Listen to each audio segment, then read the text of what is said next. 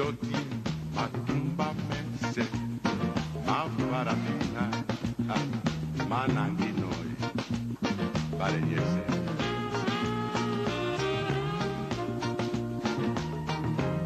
ndotina bunya bumendebo Afrika yese imapendo yae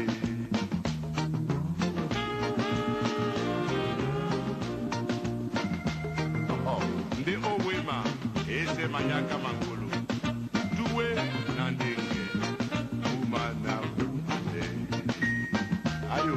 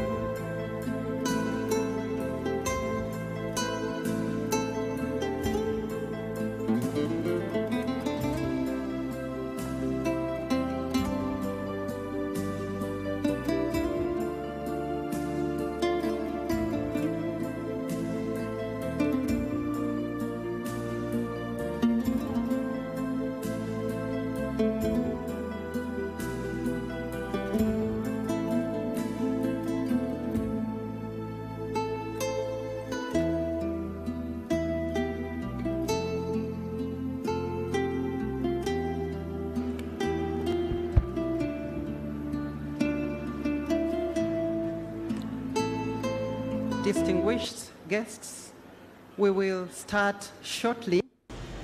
Soon,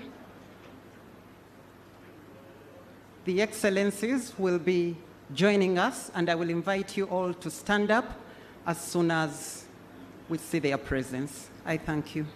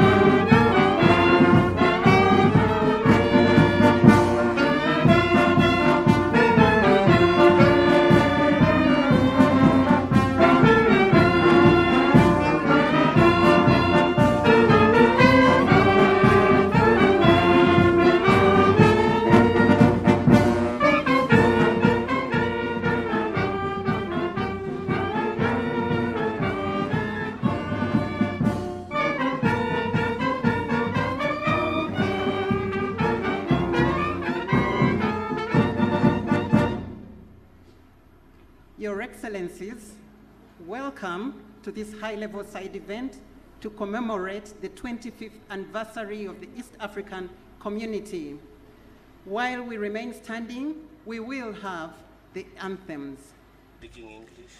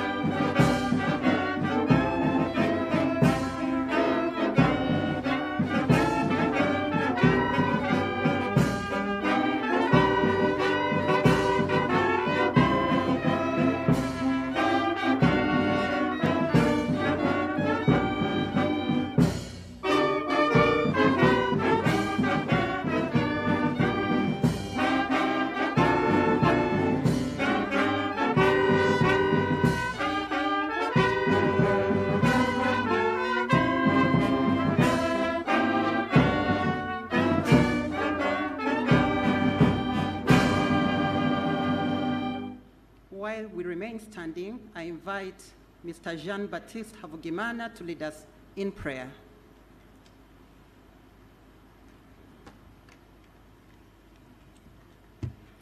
Thank you. Let us humble ourselves and pray. Almighty Lord, as we are gathered here today, we want to thank you for your mercies, the blessings and milestones achieved over the past 25 years. We humbly seek your guidance and blessings in this high-level side event. Lord, keep granting our leadership wisdom and foresight as they reinforce this journey of regional cooperation and integration and commemorating 25-year journey of hard work and unity. May this commitment strengthen the bonds of cooperation and collaboration among the nations of the East African community, fostering peace, prosperity, development, and mutual understanding. In the name of the Almighty Lord we pray, amen. Excellencies, distinguished dignitaries, we may take our seats.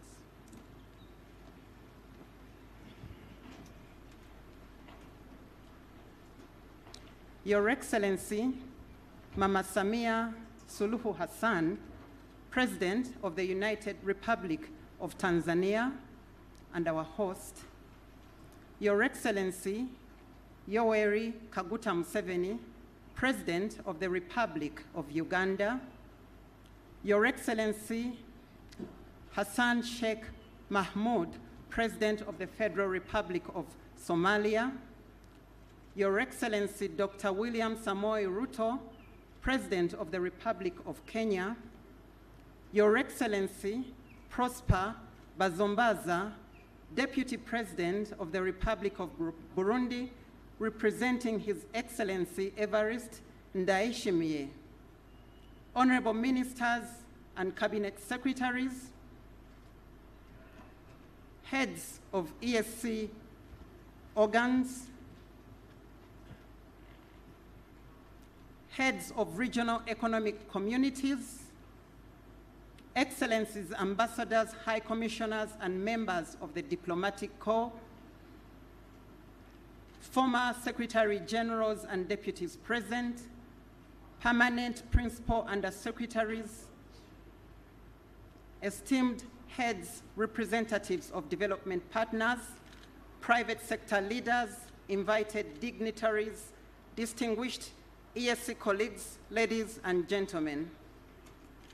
It is my honor to welcome you, Your Excellencies, to this session to commemorate the 25th anniversary of the East African Community. Your Excellencies, this morning we convened to discuss a number of issues pertaining to the journey of the East African Community. Your Excellencies, I will now invite Honorable Secretary General Veronica Nduva to present the outcomes from the session of this morning and to also lead an interactive session with their Excellencies thereafter. Honorable Secretary General, you're welcome.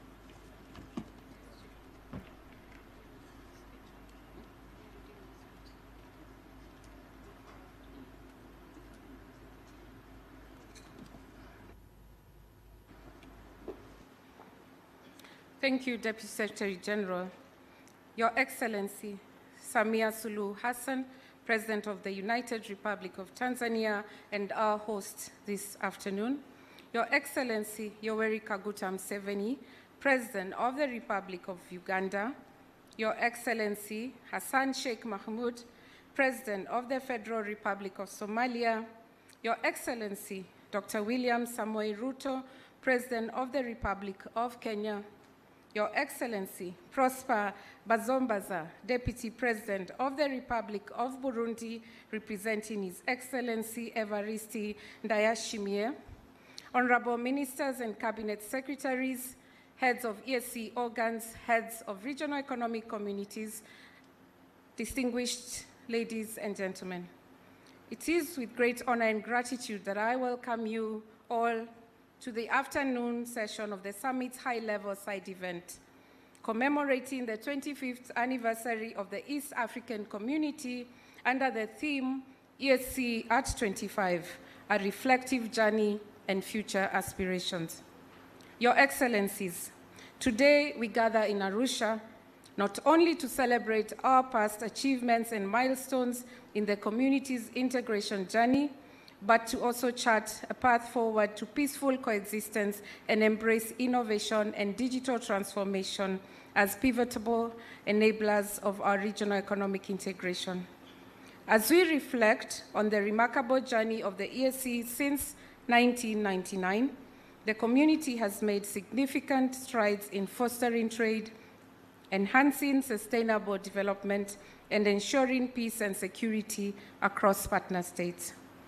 The implementation of pillars of the community, that is, the customs union, the common market, and ongoing efforts towards a monetary union and eventually a political federation, are testaments towards our commitment to deepening our integration for the mutual benefit of the citizens of the East African community. Your Excellencies, allow me, with your permission, to highlight just a few milestones that have been realized under each pillar. Under Customs Union, the implementation of the Customs Union Protocol and other legal instruments has spurred industrial development. We have seen improved trade efficiency, increased numbers in trade, fostering economic growth, and solidifying the East African community as an integrated, vibrant economic region.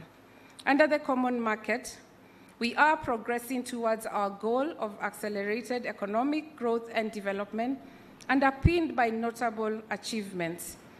Allow me, Your Excellency, to highlight the mutual recognition agreements for professionals, the use of an electronic EAC passport as a common travel document, removal of visa requirements for the EAC citizens from one partner state to another, and the issuance of gratis passes.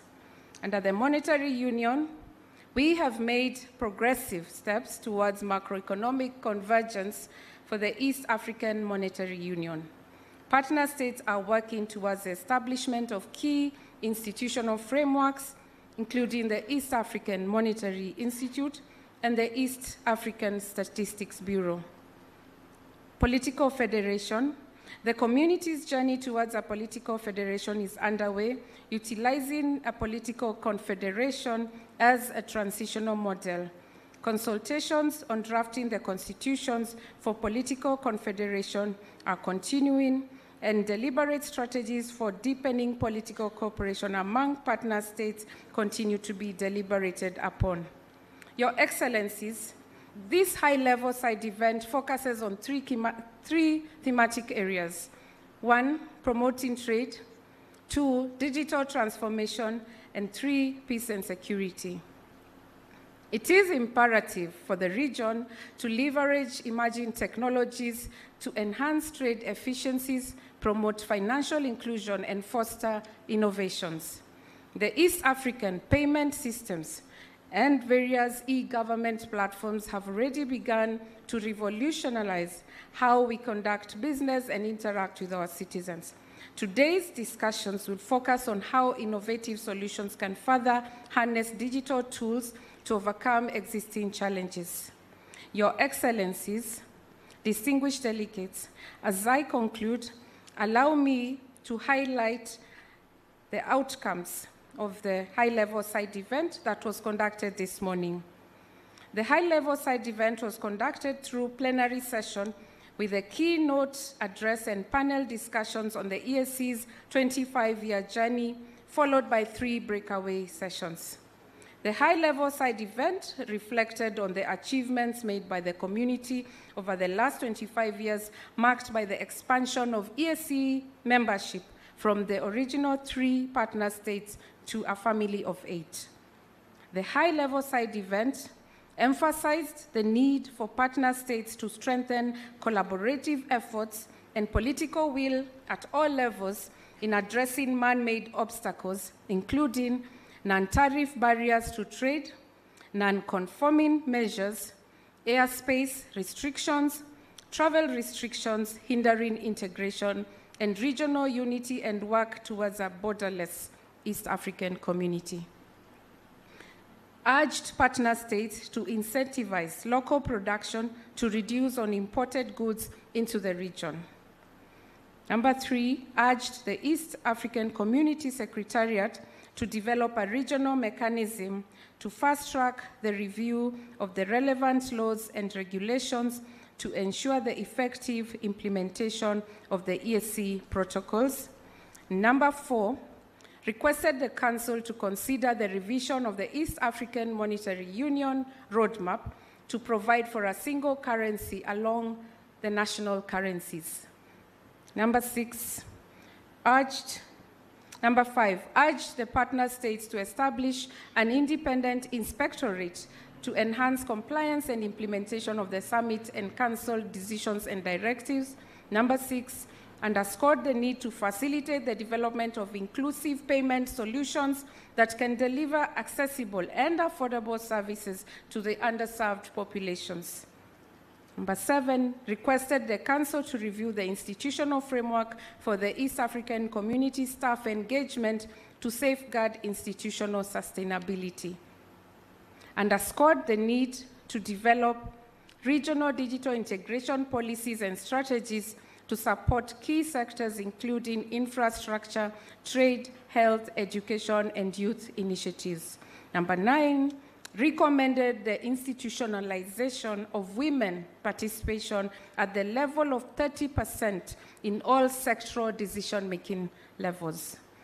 Underscored the need for partner states to optimize the extension of connectivity to the Interpol 124/7 network to immigration and custom entities to enhance the existing digital platforms for a comprehensive approach in dealing with all transboundary security challenges. And finally, highlighted the need for EAC leadership and partner states' ownership of mediation processes through institutional and financial investment in the region.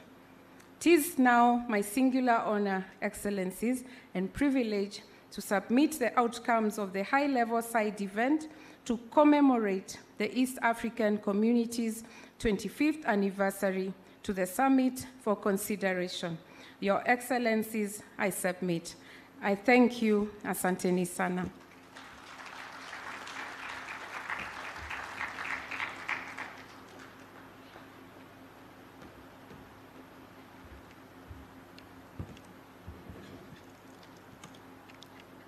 Your Excellencies, we will now proceed to the next session where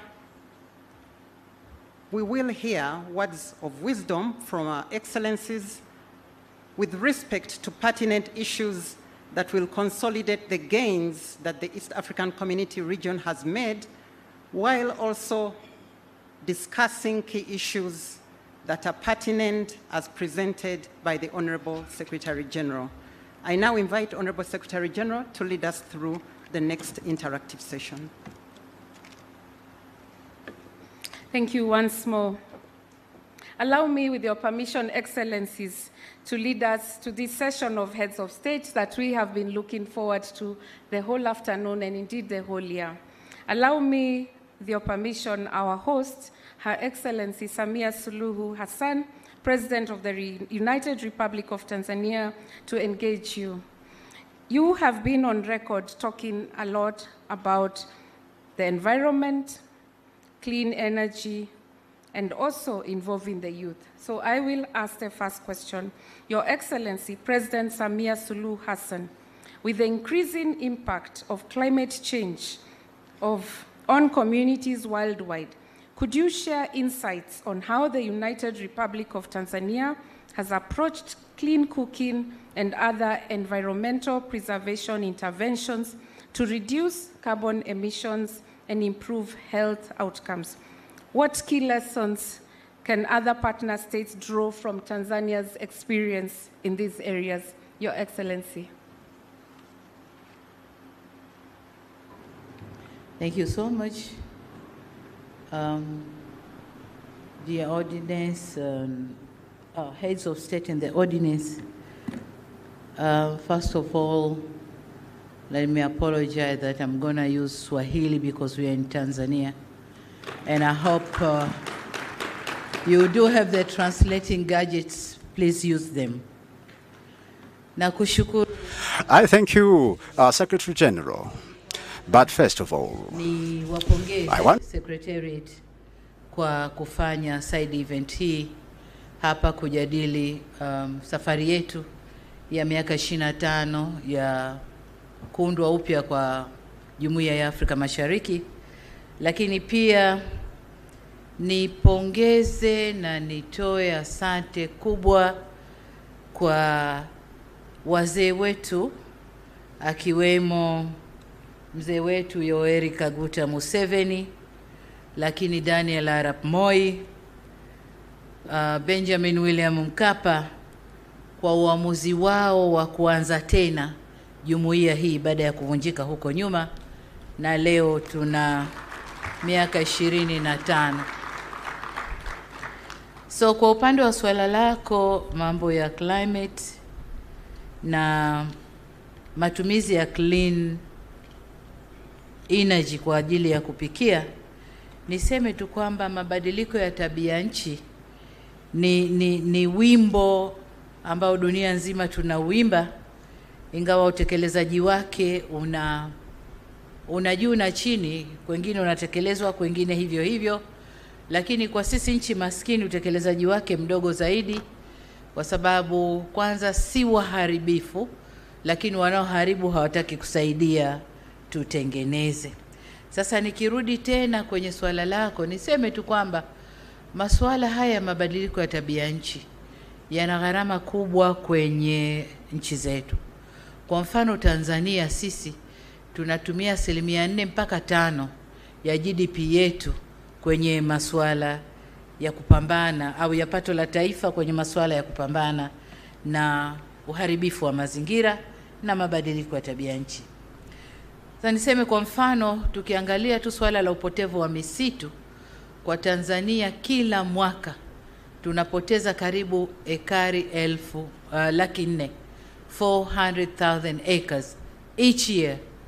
Deforestation zinapotea kwa watu kukata kwa ajili ya kupikia, lakini pia kwa matumizi mengine. Lakini kazi kubwa wanayofanya ni kuchoma mkaa kwa ajili ya kupikia, lakini kuni pia kwa ajili ya kupikia.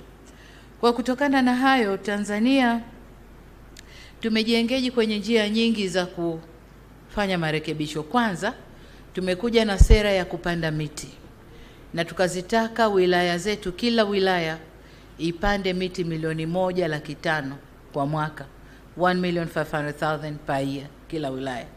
Tumefanya kwa muda mrefu, lakini lazima nikiri kwamba sasa hivi spidi ya upandaji ile ya kila wilaya imepungua, ingawa bado tunaendelea kupanda miti. Lakini jengine ni kwamba ili tuwe na nishati safi na tukimbie matumizi ya nishati safi kama inavyozungumzwa na vikao vya mataifa, mashirika kimataifa, UN, huko tukienda tunakubaliana kuachana na nishati safi, tunazungumza energy transition. Lakini tunapozungumza energy transition tunazungumza at macro level, sijui matumizi ya viwanda na mambo mengine, maeneo haya makubwa makubwa yanayoonekana. Lakini tunapozungumza energy transition hatuendi kuangalia kule chini kwa wanawake. Mabadiliko na environment, uchafuzi wa mazingira au matumizi ya energy chafu yanawadhuru wanawake kiasi gani?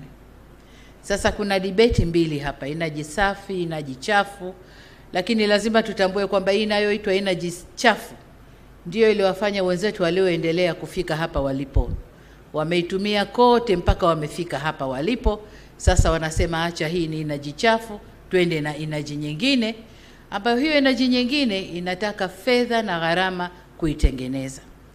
Sasa kwa sisi Tanzania tunafanyaje kuachana na energy chafu? Kwanza tumeangalia masuala ya upatikanaji wa umeme. Tumechukua jitihada ya kusambaza umeme nchi nzima. Nchi yetu ina vijiji karibu 12,300 na almost vijiji vyote vimepata umeme. Kazi tunayofanya sasa ni distribution, kwa sababu umeme kuingia kwenye kijiji haina maana kila mtu amepata. Kwa sasa ni connection, distribution ya umeme wenyewe, ili watu na hasa wanawake watumie umeme ule kwa kupikia, nishati safi ya kupikia. Lakini mbali na wanawake, vijana nao wanautumia umeme ule ambao ni nishati safi inayotokana na maji, inayotokana na sola. wanatumia umeme ule kujiajiri. Sasa hivi wimbi la vijana kutoka vijijini kuja mjini limepungua, kwa sababu kule walipo wanapata yote ambayo mjini yanapatikana. Umeme ni kupata taarifa, umeme ni kila kitu walichokuwa kikifuata mjini wanakipata kule waliko sasa hivi. Kwa hiyo kwanza ni kusambaza umeme, lakini umeme wenyewe sasa tunautoa kwenye nishati inayokubalika. Kwanza tuna umeme wa gesi, ingawa mataifa yanapiga kelele kwamba hata hiyo gesi nayo tuache, lakini bado nadhani hata na wenyewe mataifa yaliyoendelea bado yanatumia gesi. Kwa hiyo niseme nusu ya umeme wa Tanzania unatokana na gesi, lakini pia maji. Tuna mabwawa kadhaa yanayo generate umeme, hydropower. Tuna dam kubwa ile ya Nyerere ambayo inatoa megawatts nyingi kama 2115, lakini tuna dams ndogo ndogo, schemes nyingine Rusumo kule, Ruhuji na maeneo mengine ambayo yanazalisha umeme, na wote wanaingia kwenye grid ya taifa, tunakuwa tunapata umeme safi. Lakini pia tuna mradi mkubwa wa umeme wa jua ambao umeanza kule Shinyanga, na umeme wa upepo ambao utaanza pale Singida. Kwa tumejipanga kwenye kugenerate nishati safi ili watu sasa, wananchi na wenyewe watumie nishati safi, waache kutumia mikaa na kuni, watumie umeme. Lakini pia kwa upande mwingine, Tanzania tumejaliwa mkaa wa mawe, charcoal, ambao baada ya kuchimba na kuuza, na tunauza huko tunakoambiwa ni nishati chafu, lakini tunawauzia charcoal kutoka Tanzania. Kwa hiyo baada ya kuwauzia, charcoal inaacha debris kubwa kule kwenye machimbo.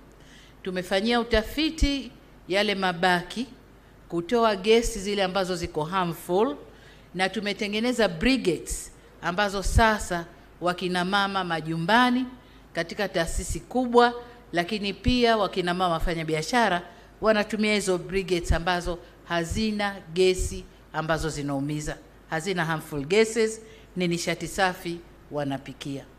Kwa hiyo tumejitahidi hivyo, lakini lazima niseme kwamba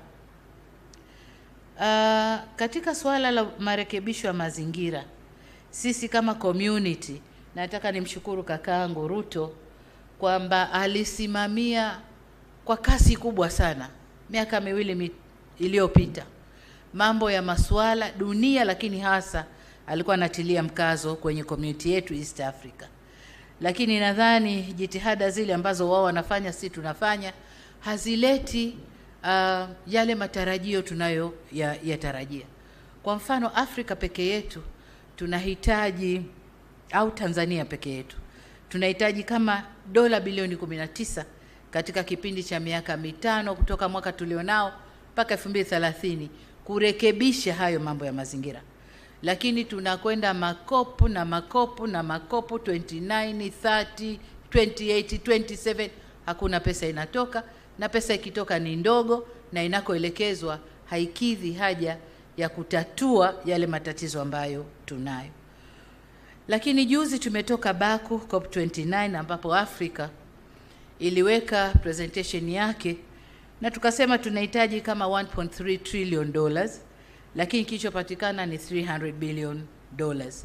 Kwa niseme kwamba kwenye haya mambo ya mabadiliko ya tabia nchi, lazima sisi kama community tujifunge wenyewe. Lakini kubwa ni kushirikiana na private sector na taasisi nyingine ambazo hazina mambo ya siasa. Kwa mfano, ni muhimu kuimarisha ubia, kupata rasilimali mbadala badala ya zile tunazoziomba kwenye COP peke yake, tuimarishe ubia na mashirika mengine.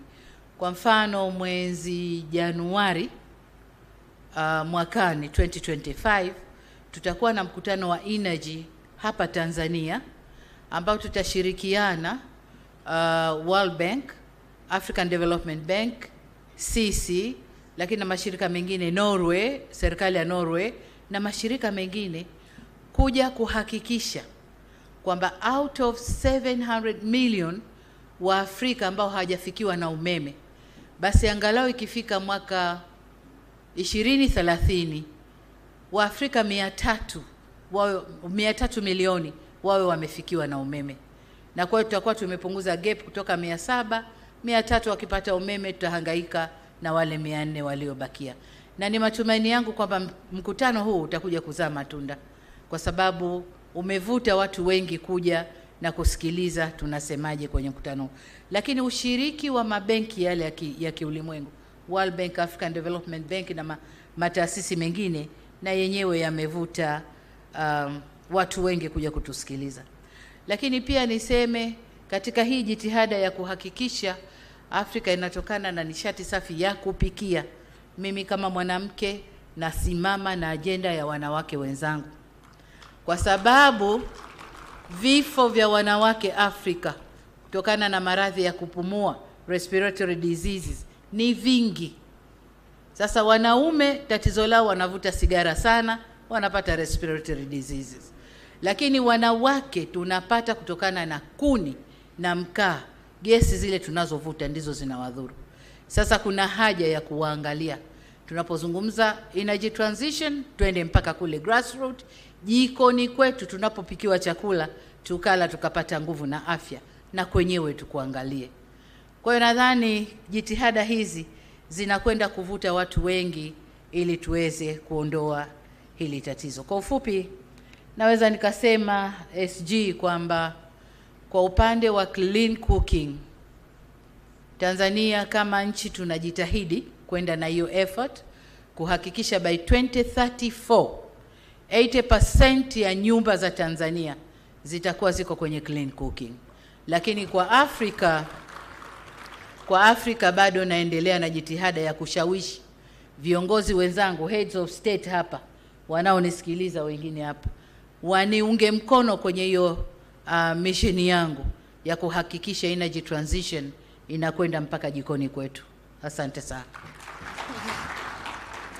Na asante sana. Naomba basi tumpigie mama makofi kwa hayo mawaidha. Mheshimiwa Rais, tumeshukuru sana kwa hayo mawazo ambayo umetutolea kuhusu mabadiliko ya tabia nchi. Tumechukua masomo ya manufaa mno ambayo umetuambia ya kwamba ni muhimu kujumuisha washikadau wote ili tuweze kufaulu kwa malengo yetu. Tumeweza kusikia pia vile umesisitiza ya kwamba ni muhimu kusimama na ajenda ya wamama, na ningependa tupige tena kofi kwa hilo wazo. Tumesikia vile Muungano wa Tanzania umeweza kuweka mpango wa kupanda miti, na tumeweza pia kuona ya kwamba Tanzania imezingatia kuwahusisha wananchi walio mashinani kwa masuala haya ya kutatua ubadilifu wa tabia nchi. Asante sana. Pia Rais, umeweza kutuelezea kuhusu umeme ambao uko kila mahali, na umesisitiza utumizi wa nishati safi, manake clean energy cooking. Na tunakushukuru sana pia kwa sababu umezingatia masuala ya afya wa mama na ajira ya vijana. Asante sana. Your Excellency, President Yoweri Kaguta Museveni, when I visited you in Kampala, you gave me a gift, and that gift was a newspaper headline from 1963, June 1963 to be precise, Your Excellency. We are honored and indeed blessed to have you here as one of our founders, 1999, and as we celebrate the East African Community's 25th anniversary, what does this milestone signify to you personally and to the East African community? Do you feel we are advancing in line with the vision of the founding fathers? And how would you assess the progress made so far in integrating the region? I welcome you, Your Excellency. Your Excellency, President Samia Hassan, President of the United Republic of Tanzania, Their Excellencies, the heads of state who are here,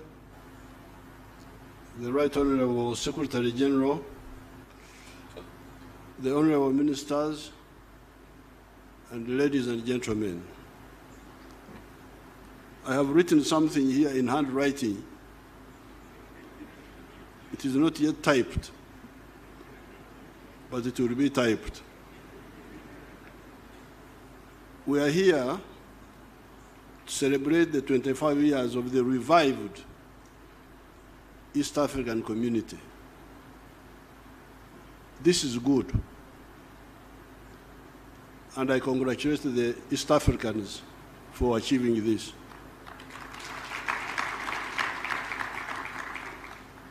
However, I propose that we also celebrate the more than 1,000 years of trade connectedness of this area.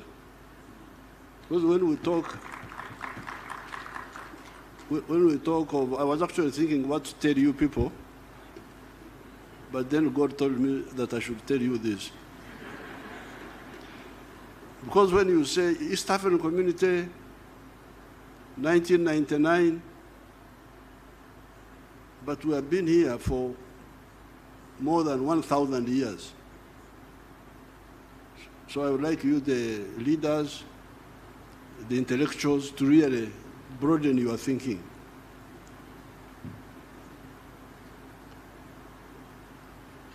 Now I have used the word trade connectedness of this area. Mark those words. Trade connectedness of this area. The area of the East African coast, Pwani, the savanna land of central Tanzania, and the Great Lakes. These areas have been connected trade-wise for more than 1,000 years.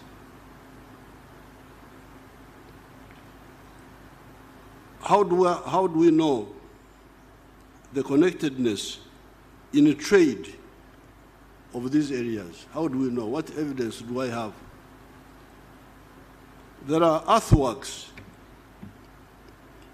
trenches in the Zimbabwe district of Uganda, known as Mjadala. There were ancient earthworks like fortifications in Uganda. They are called Mjadala. Those earthworks were built by the dynasty of the Batrezi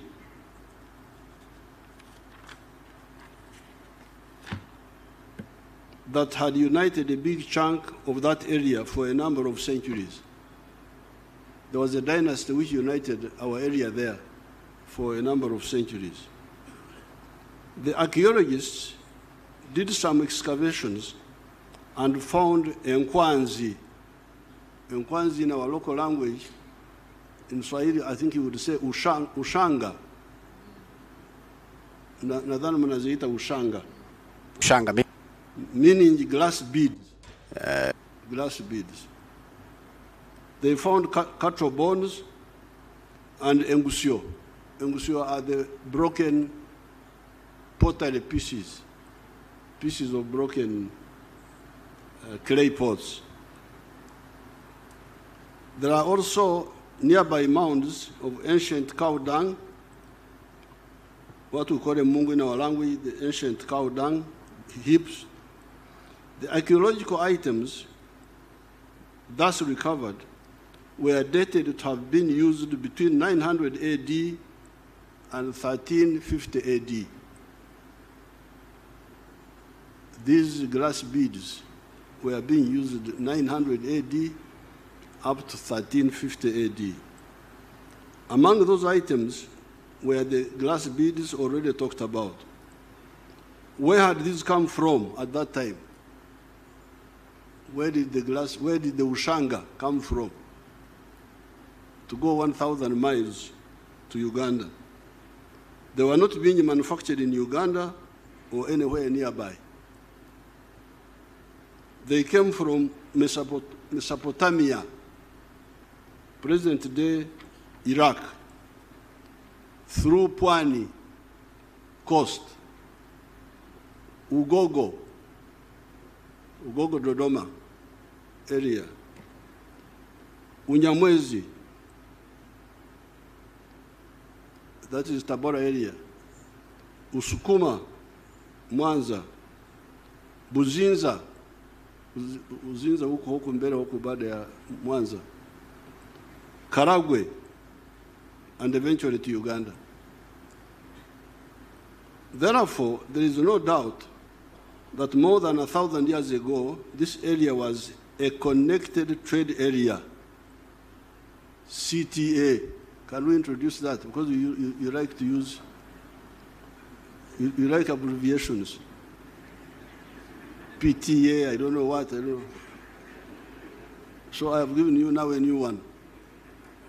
CTA, Connected Trade Area.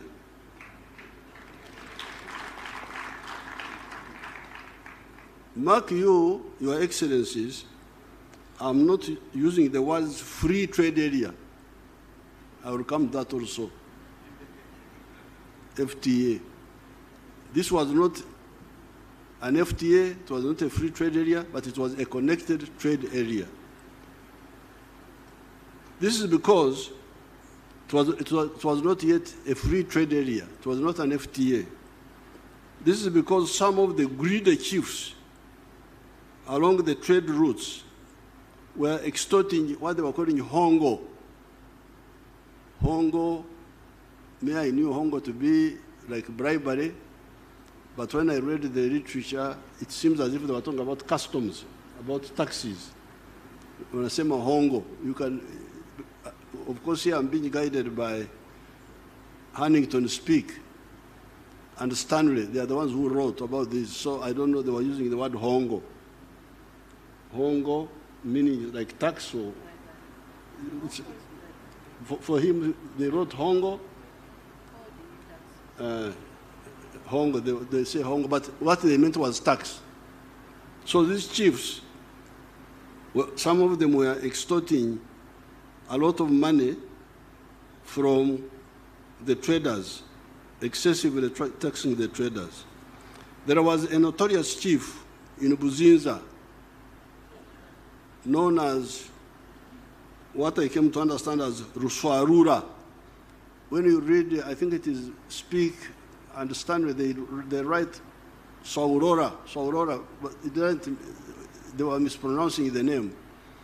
But when I asked one of the Iyara members from Buzinza, there was an old man in the past, he told me that the name of this chief was Ruswarura of the Buzinza, was very famous for extorting money, extorting gifts from traders.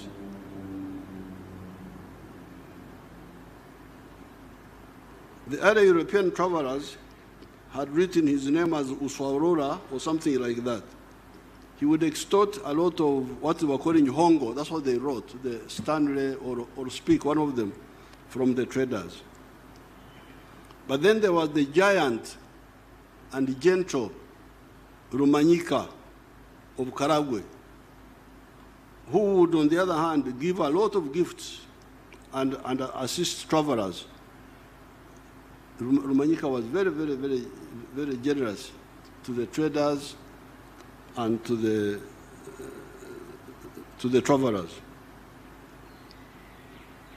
Speak and Stanley wrote with a lot of praises about Rumanyika, the king of Karagwe. Therefore, our area was a connected trade area, but not a free trade area. Through Pwani, would get through coast. Pwani is coast. Through Pwani, we would get Nkwanzi, glass beads, Emienda, textiles, guns and gunpowder, etc. Out of the Congo forest, we would get a miringa. That is a brass or copper bracelets. They are called a miringa in our language. Engoro. Those are ivory bangles. Bangles made out of ivory. In Nyerere, they are worn by women. They are iron coils worn on the legs by women. In fact, when Mwalimu's name first came in the news, 1950s, they were saying Nyerere. We said this is. We thought it meant that in our area, but later on we were told it meant something slightly different. Amoshe, giraffe hair neck wear. From Buhaya, from the Bukoba area, would get, our area would get a toma, back cloth. From Bunyoro, would get omonyo, rock salt. Our ignorant chiefs kept that underutilization of our opportunities for all that time until the Europeans came and captured them. Because this area was connected trade-wise, but our chiefs never used it to consolidate it, so the Europeans came and captured the area.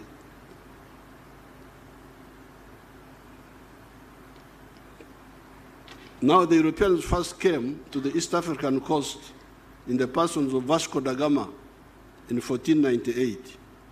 Then they disconnected our connected trade area when they colonized the region and fragmented it among the English, Kenya and Uganda, the Germans, Tanganyika, Rwanda and Burundi, Belgians, Congo, the British and the Egyptians, South Sudan.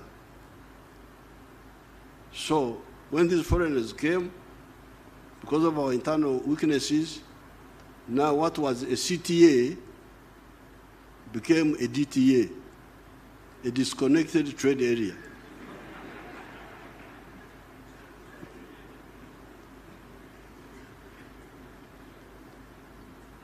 Thereafter, our CTA, connected trade area, became a DTA, disconnected trade area. This was the fault of the chiefs. This definitely was the fault of our chiefs. Vasco da Gama came here in 1498. That is when the first white man came to the East African coast, signaling a possible new danger to us. That's how they were called Wazungu. Because I think they were asked, what are you looking for? Tunazunguka.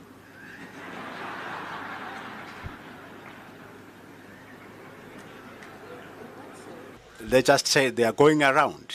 They were going around.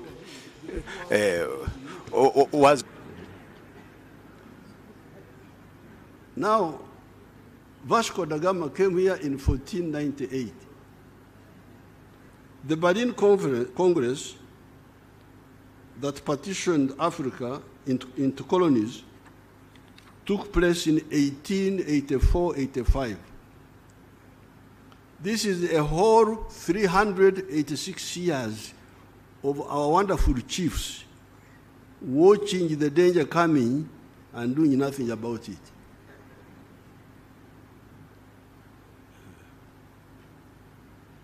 This is just the history. It is therefore most commendable that our leaders, Mzee Jomo Kenyatta, Mwalimu Julius Nyerere, and Dr. Obote, as soon as we got out of the nightmare of colonialism, took the bold step of the decision to form the Political Federation of East Africa on the 3rd of June, 1963, which is what my daughter, the Secretary General, was talking about. I have already given Her Excellency that picture, and I've also given to His Excellency Ruto. I've given all the presidents, even President Kagame, I gave him the picture, that picture of the 3rd of June, 1963. But now I have some copies I want to give to Secretary General again, and to Yara, and to Secretariat. I don't know whether they are the same secretaries. and then to the East African Council, Trade Council. Are there traders here? Okay, bring my pictures. I have already given those pictures to their excellencies, the presidents. Unfortunately, some actors let us down and did not follow up that decision of forming the political federation in 1963. Pictures zangu nyinyi waheshimiwa. I am glad Tanganyika and Zanzibar moved ahead and formed Tanzania, that has played a very unique role in the liberation of Southern Africa, as well as the fight against Idi Amin in Uganda. Because remember, Muungano wa Tanganyika na Zanzibar was 1964. That was after Mwalimu and Mzee Karume noticed the hesitation by Obote and Kenyatta. That's how Mwalimu and Sheikh Abedi Karume said, wacha tuende mbele sisi. Because in the 1963 meeting, Zanzibaris were not yet independent. I don't think Zanzibar was independent by 1963. Even Kenya was not yet independent, but they were coming to independence. I think Zanzibar got independence in 64. Revolution is 64. And independence was 63. 63. 63. Independence. Oh, okay. When we didn't want that independence, we did revolution. Oh, okay. So when Mr. Obote and Mzee Kenyatta hesitated, Tanganyika and Zanzibar went ahead and formed the United Republic of Tanzania.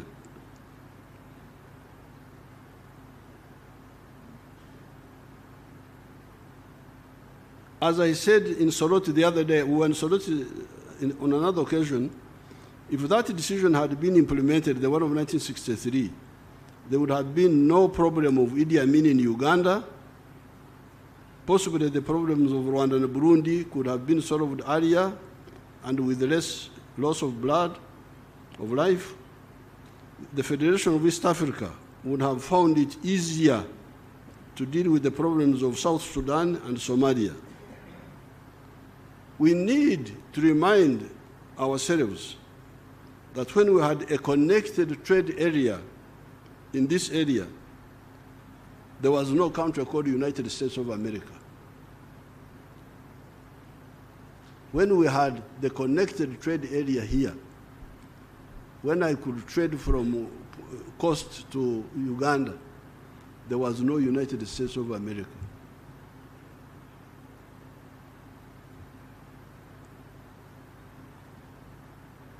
What do we say about these ancient societies of ours sitting around for the last 600 years and watching foreigners taking slaves from Africa, building strength until they were strong enough to either to enter the interior of Africa and colonize it? What do we say? Anyway, when we had opportunity to play a role, we did the necessary. Working with Mzee Arap Moi and Ndugu Ben Mkapa, we restored the EAC. It has moved forward. However, there are still obstacles that stunt the growth of these economies. Take the issue of banning products or unlicensing them so that they do not enter the other member states. You hear people saying that country X has a bumper crop this year and will therefore not allow products from the other countries to enter that market. What then happens is that producers of that product migrate to other enterprises and forget about the unlicensed product. 2 years down the road, you hear that there is a shortage in the same country X. and they want to buy the product. By that time, the product is no longer being produced in the country that was blocked. Even if Uganda is producing a lot of maize, for instance, we have never banned maize products from other East African countries. If we are producing maize, if we have a bumper crop, let other maize also come, and the Ugandans buy whatever is cheaper or better.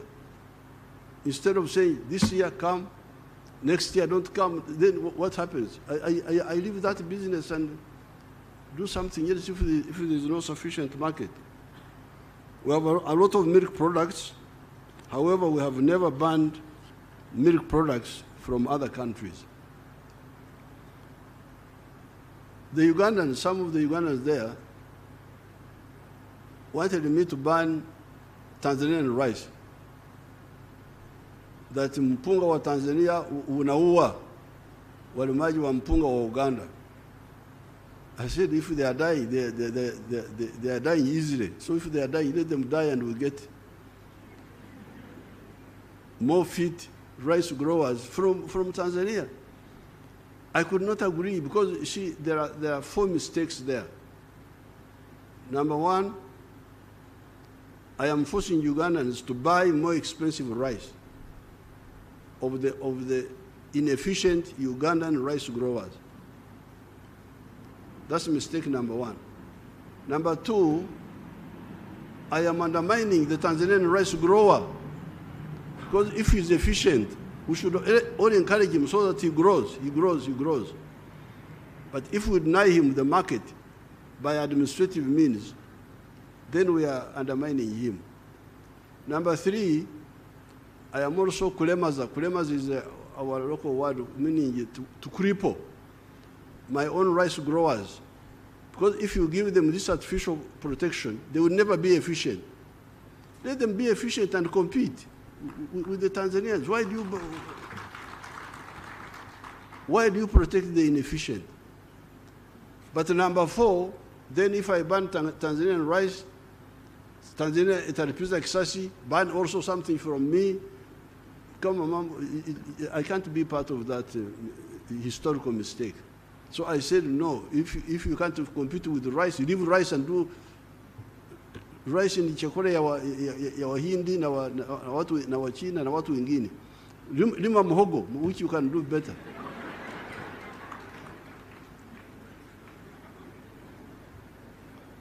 I'm glad that Mzee Moi and Mzee Mkapa worked with me to reconnect the markets of this area. Besides, we went beyond the mere re-establishment of the CTA, Connected Trading Area, and we created what is supposed to be a free trade area that also aims at political integration by creating the Federation of East Africa. I salute our brothers of Rwanda, Burundi, Congo, DRC, South Sudan, and Somalia for joining the EAC and therefore reconnecting the old CTA. You remember we had a CTA 1,000 years ago, Connected Trade Area, which had been disconnected by the Belgians and the Germans and all those people who came in because of our weaknesses. So now, the former CTA is now fully assembled. But it's now more than a CTA, it is now an FTA, a free trade area. We have gone up. Let us now consolidate and move forward together.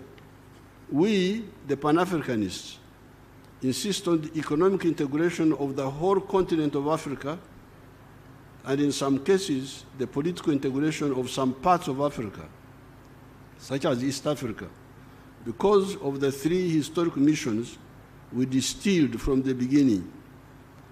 These are prosperity for African people through creating an integrated market that is large enough to buy sustainably goods and services produced or provided by the African wealth creators and workers. You see, when we talk of integration, it's not an emotional thing. It's not that I want to be with the Kenyans, I want to be with the Tanzanians, I'm dying to be with this one. No. You need it for your wealth creators. If your wealth creators produce a good or a service, who will buy that good and service sustainably and on a big scale? The good thing is that Africans are asleep. Kulala naye ni vizuri. Because when you are asleep, you don't know where the danger is. A snake can enter your house and kill you, and you will die peacefully because you don't know. But when you wake up and you, like the Ugandans used to be very tribalistic. Tribalism, religion, Catholics, Protestants, Muslims. Now, when we have been fighting with them, they are woken up a bit now. So they produce a lot of milk. The internal market is not enough. The maize, the internal market is not enough. So if the Africans wake up, then they will be able to see the blindness. If the internal market of Uganda is not enough, if the internal market, I can see Tanzanians are now beginning to sell things into Uganda, beans and so on. So now the question is, where do they sell these products? Because there are examples in the world, like the United States and Latin America. Latin America has got more Maria City, more natural resources. Mito, Misitu, Madini. Latin America is very rich. I think it could be richer than the United States in terms of natural resources. But you see the poverty in Latin America. What is the problem? Wako na mali asili ya ajabu, lakini ni maskini ajabu. What is the problem? Because of the way they are organized. You cannot succeed to do business in many of the Latin American countries. I think one of the reasons, that's why I heard that you had high-level experts and so on. These high-level experts could tell us, why is it that Latin America is in misery and the United States is very prosperous? Could it be because of the connected market of America, of the USA? The fact that the founders of the USA created a big space for wealth creators. If I produce a good or a service, I have got enough buyers to buy it, and I can expand and produce more. Could it be that? Let's get an answer from the experts. So, reason number one why we support Pan-Africanism is that it will solve the problem of prosperity for our people by creating a big market for them where they can sell what they produce without limit. Now, the second one is that strategic security, to guard us against all threats from wherever. You hear that the Americans have gone to the moon. The Chinese have gone to the moon.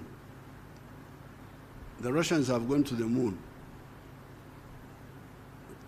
Recently, the Indians went to the moon. The Africans are here.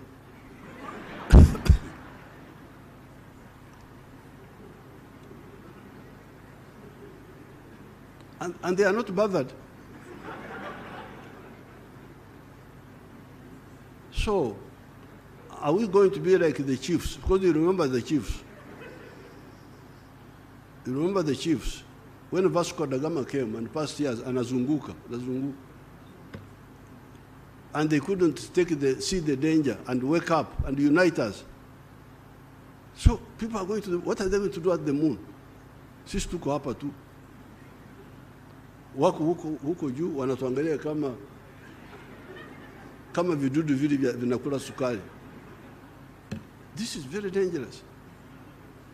I'm glad you invited me. So that I tell you, because you are the ones who invited me.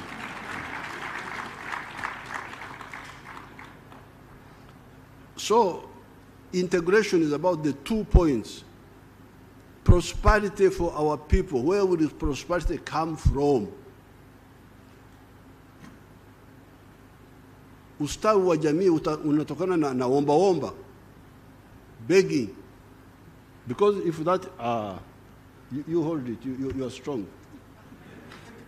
This is the one I'm giving you. This is Mwalimu Obote, Mzee Kenyatta na wengine. Federation this year, this was 1963.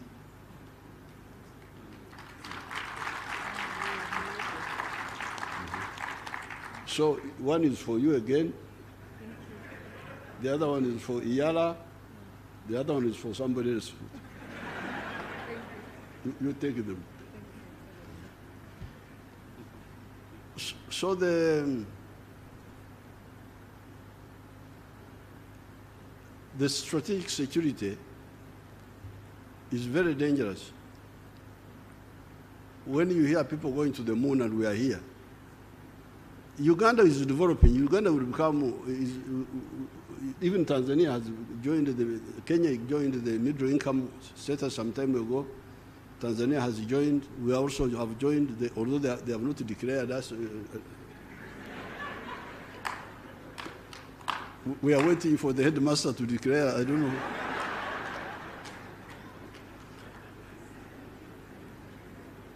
But we are developing. But even if we develop, even if Uganda becomes a first world country, can we afford to go to the moon? Can we afford? Why hasn't UK gone to the moon? They are here with us. UK, France, wote wako hapa na sisi. Wahindi wamekwenda kwenye mwezi, wamekuja, lakini the other fellows are here with us. So there is something about size. You need size to be able to do certain things. And in order to achieve this, so the first, why we insist on Pan-Africanism, number one, prosperity for our people. But number two, strategic security, to be able to guard ourselves against all these adventurers. And using the undugu that God gave us, we are lucky. All these people we are talking about are either similar or the same.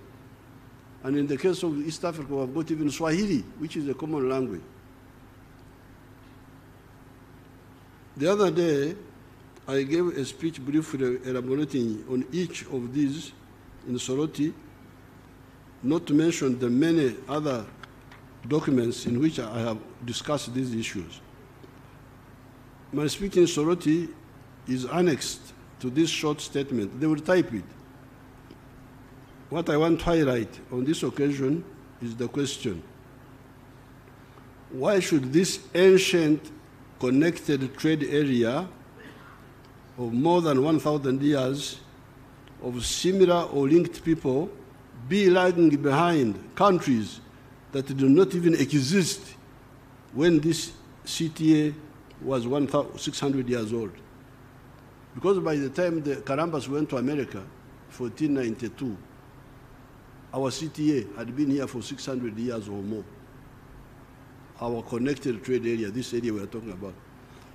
The Kenya side, the connection was not so much because of the Maasai.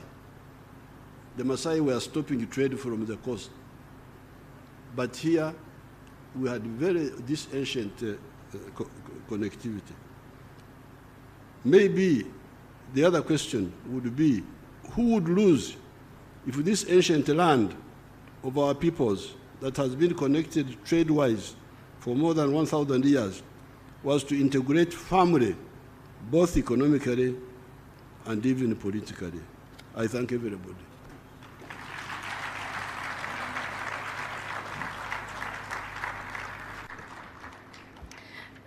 Thank you very much, Your Excellency, for those words of wisdom. You are indeed a walking encyclopedia of history, and we really thank you for your wisdom. We take away your key words to Pan-Africanism, that is prosperity, strategic security, and brotherhood. We take away your emphasis on wake up, consolidate, move forward, and unite. We are celebrating 1,025 years of a connected trade area. Your Excellency, President Hassan Sheikh Mohamud, you have the luck of coming after one of our founding fathers, and the Federal Republic of Somalia is the youngest partner state to have joined the East African community. Reflecting on this journey, what key areas of EAC integration have shown the most promise for Somalia, and how do you envision continued collaboration within the EAC to strengthen those sectors for mutual benefit of the Federal Republic of Somalia and the EAC region?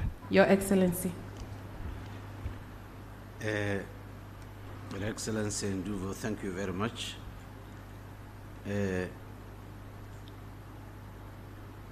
Somalia's membership in the East African community has been a milestone in our quest for regional integration and development. We've tried before a number of other initiatives for integration, economic integration in the Horn of Africa, but for many reasons it didn't work. So we decided that instead of initiating and establishing new initiatives, why don't we join an existing and a successful integration that has already been proven useful to the people who already pursued. So for almost 10 years, Somalia was pursuing to join the East Africa community, but for situations that were out of our control was hindering Somalia to join. Fortunately, it happened a year ago. We have identified several promising areas of the collaboration, which we are very much interested and very much envisioned to do. Trade and economic integration. Somali community is a business-oriented community, entrepreneurs, risk takers. So we decided to lead our people to be part of the bigger family of the greater region of East Africa. By aligning with East Africa's frameworks, we've begun harmonizing our trade policies and removing barriers that previously limited our ability to fully participate in the regional markets. The Somali government has already created an enabling environment through investment-friendly laws in place, such as the Investors and Investments Protection Law.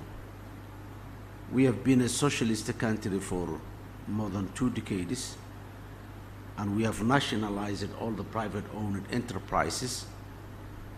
That has taken back Somalia to a certain level. So based on that experience, we decided now to protect the investors and the investment by laws of the land. The Somali government, by establishing that protection laws, has increased the potential for our agricultural products, fisheries, livestock industries to reach broader markets in immense, and those sectors are critical for our traditional economy and employment creation in our community. Infrastructure development is another promising area. The East African regional projects in transportation and energy connectivity present Somalia with an opportunity to enhance our infrastructure and link our markets to broader region. Without having such infrastructure and laws and being in place that conducive environment, the Somalis are already part of the trading community in the East Africa region. We also see great promise in education skills development, where Somalia is lacking because of the difficult circumstances in the last 3 decades that Somalia is facing. The level of development and progress in vocational education and technical skills in the region has given Somalia an inspiration to pursue and gain that know-how that ours is. In Somalia today, we started the reconstruction of the country, and almost every sector, the technicians, the engineers, technologists are mainly from the East African countries in our country. So also Somalia has been given an opportunity by the East African community, our elder brothers and sisters, the opportunity to educate our people in those areas so that we can play a fair game within the region. Moving forward, we envision deeper collaboration in these areas, particularly through joint projects, knowledge sharing, and capacity building. Somalia is committed to being an active member of the East African community, and we believe that by working together we can achieve shared prosperity and strengthen the bonds of our region.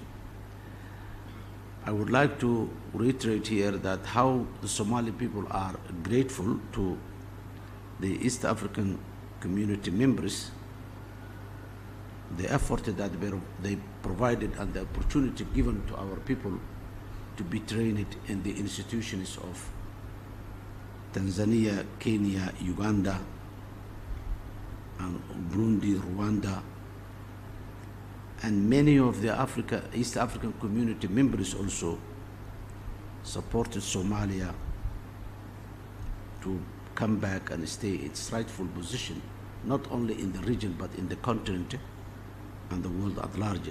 So that is the experience and the ambition and the vision we had by being a member, the junior member of the East African community. I thank you.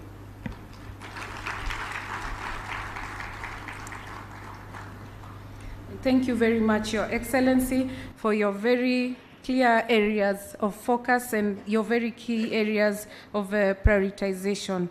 The investment-friendly laws, infrastructure development, promoting trade. We are all a witness as a community of the presence of Somali traders in the East African community. We are also grateful that despite the delay, the Federal Republic of Somalia is now part of the community. Your Excellency, President Dr.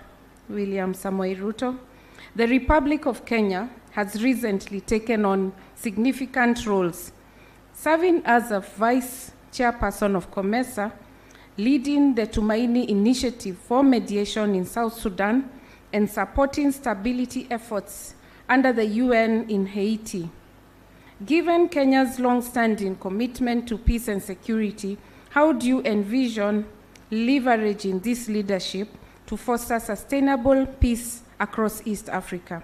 How critical is peace and security for enhancing trade and economic growth in the region? Your Excellency.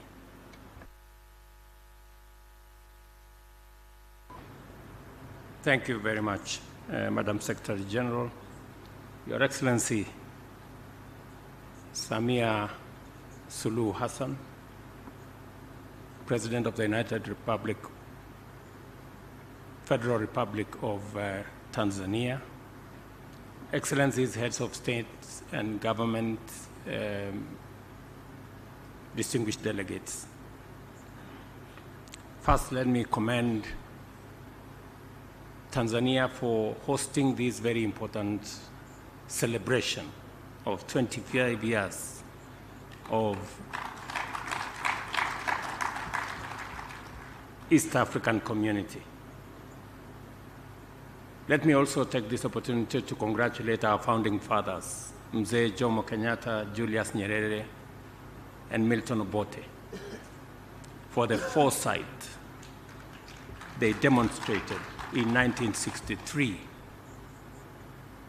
And to our Mzee President Yoweri Kaguta Museveni, William Kappa, and Daniel Moi, again in 1999, for revisiting this very important union that brings together the people of our region to pursue what is important to all of us, to the people of our region, and what is important to the development of our region.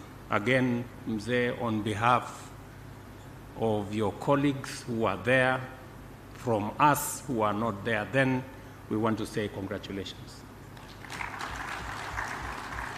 Having you in our midst during this celebration is a great privilege for us, that we can listen from you, we can listen from your experiences, we can learn from what happened then, and you keep reminding us of why this is important.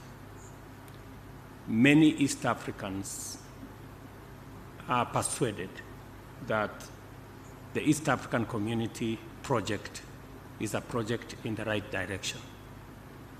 And I can confirm from Kenya that the East African Community vision is a vision that we support wholeheartedly.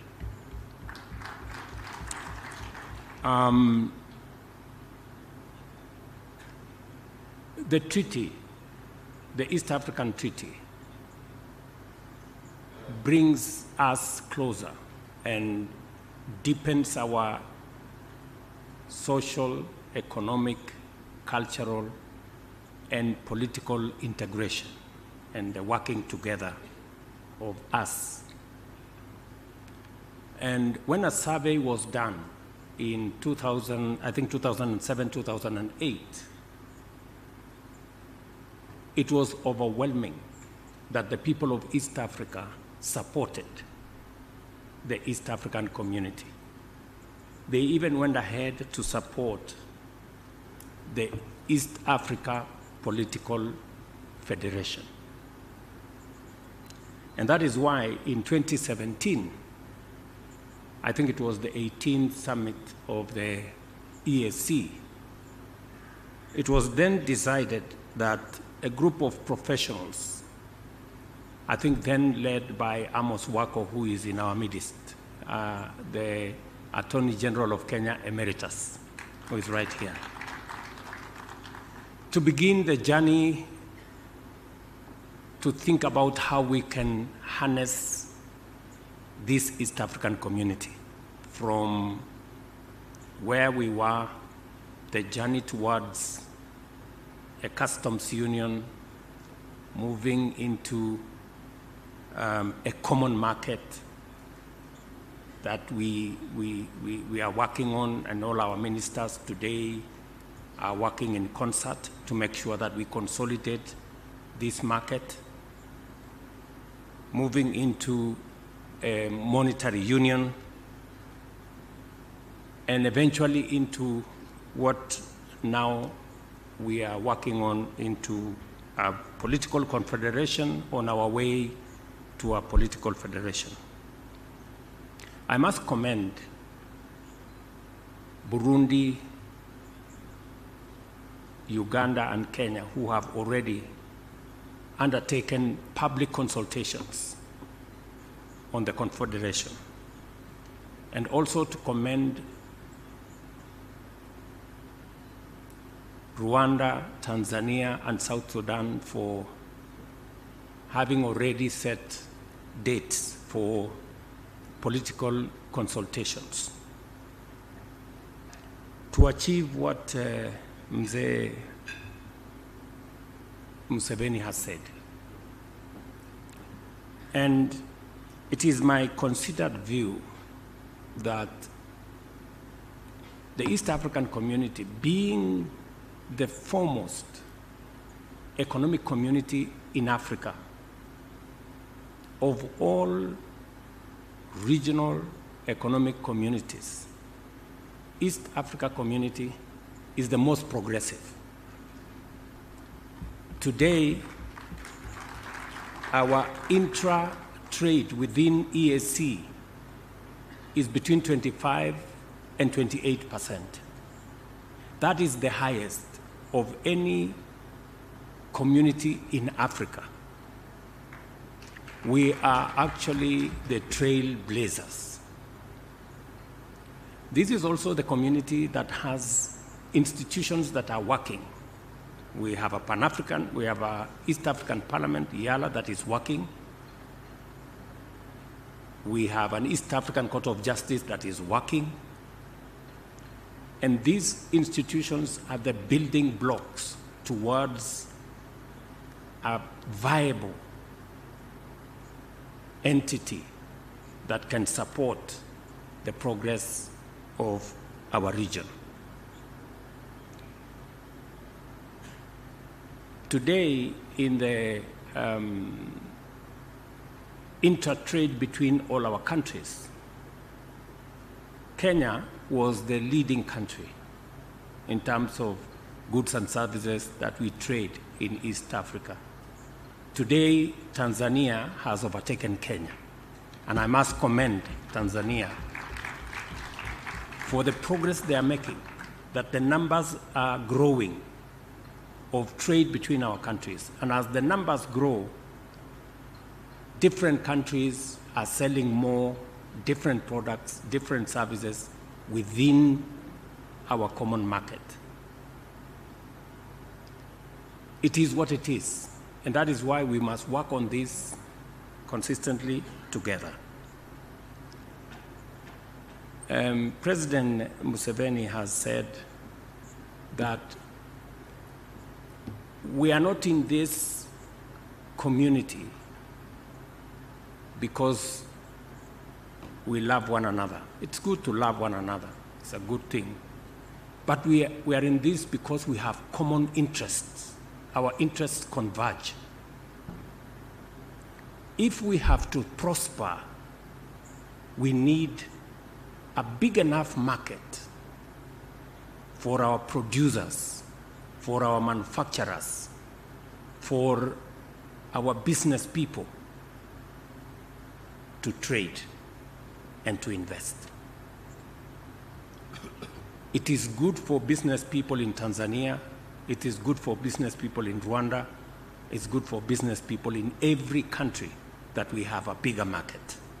And it's a market that has no barriers.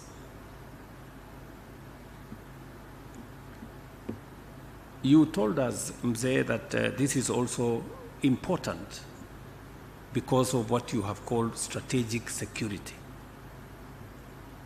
And that takes me to the question that I have been asked by the Secretary General, the security of our region. We all know that it is not possible to invest or to attract investment. It is not possible to do business. It is not possible to invest unless there is peace, security, and stability. It's not possible. And that is why it is and must be our collective effort to keep our region peaceful and to invest in the security and stability of our region. It is the reason why Kenya is invested in working with South Sudan at the request of President Salva Kiir, when he requested me to provide a forum and a platform and a mechanism for the people of South Sudan to talk amongst themselves. Kenya was ready and willing and available to do that. And there is tremendous progress that has been made in the discussions between the different actors in South Sudan. We intend to conclude this in a couple of months so that South Sudan can continue to do what they must do as a country, go into elections, unify the country, and play its rightful place in the East African community. It is also the reason that between President Museveni, myself, my brother Hassan Sheikh, and the Prime Minister Abiy, we are planning to have a meeting to also reduce the tensions that currently are in the Horn of Africa. Because the security of Somalia, the stability of Somalia, contributes significantly to the stability of our region and the environment for investors and business people and entrepreneurs to thrive. In the same spirit, the process in DRC, which EAC has been involved in, and we welcome the suggestion by DRC to unify the two processes, the Luanda process and the Nairobi process, into one process. We got recommendations from DRC that they would rather this process be put together under Luanda process, under the facilitator, President Uhuru, from the Nairobi process, be enjoined in the Luanda process, and we are in support of a process rather than running two parallel processes. It is better that we have one process that would help consolidate all efforts and all actors so that, again, we can meaningfully contribute to the peace and stability in DRC as a way of making sure that our region has the security that we need, the stability that is necessary for us to continue the journey of building prosperity for the people of our region. So all these processes are necessary. And because of the experience we've gone through, we have participated in 45 peacekeeping and peacemaking missions around the globe. We were requested by the United Nations to provide leadership in Haiti.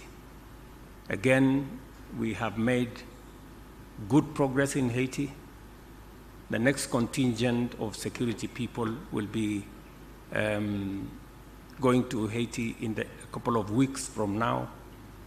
We are working with many partners from the Caribbean, Organization of American States, and many other actors in trying to assist the people in Haiti, majority of whom are of African descent, to also enjoy peace like those of us who are in this part of the world. So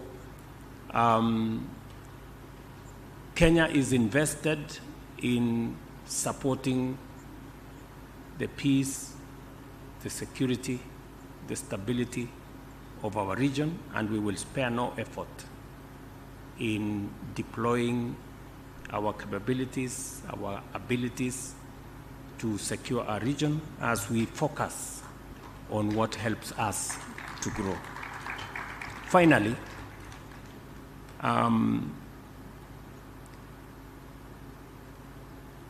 when the founding fathers, President Nyerere, Jomo Kenyatta, and Milton Obote, came up with the East African Federation then, it didn't go as far as they had envisioned. And we must commend Zanzibar and Tanganyika then, that took the bold step and created the United Republic of Tanzania. And when President Suluhu invited us to the celebrations of the Union,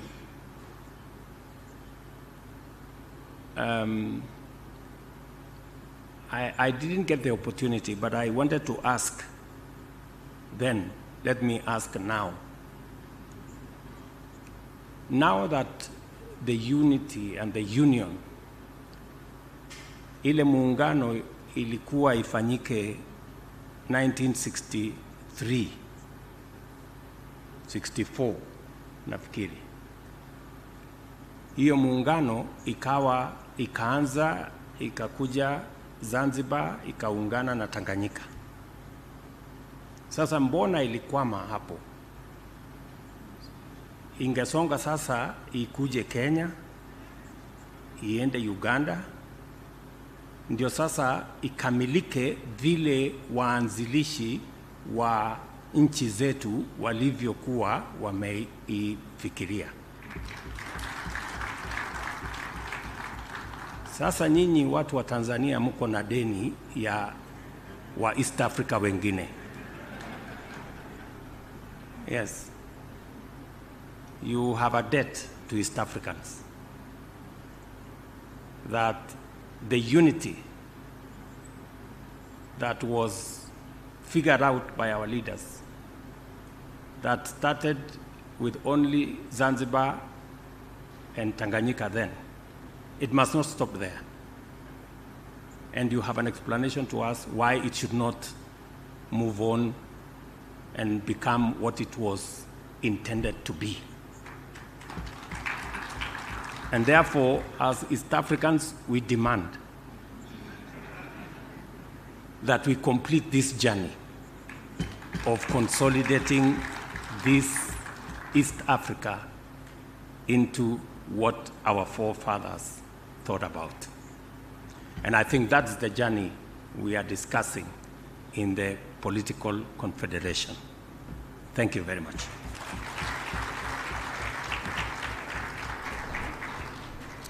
Asante Rais, kwa sababu umetoa changamoto kwa Mheshimiwa Rais wa Tanzania ya kwamba lazima endelee kupanua utangamano katika kanda la Afrika Mashariki. We have also heard that, and thank you, Your Excellency, for the assurance of Kenya's commitment to peace and security globally as embodied by 43 Kenya-led peace processes. We've also heard about consolidating efforts in peace and security for stability and common and converging interest for increased trade and investment. Thank you very much, Your Excellency. As we draw to a close of this interactive session, Excellencies President have answered all the second questions, so I will only come back to our host, Her Excellency, on one question on youth to close the session. But before I do that, allow me to ask His Excellency Prosper Bazombaza. Burundi has been a strong advocate for enhancing intra-regional trade within East African community, emphasizing the need to eliminate non-tariff barriers and improve cross-border infrastructure. What specific steps do you believe the EAC should prioritize to increase trade and drive sustainable development across the region? Asante.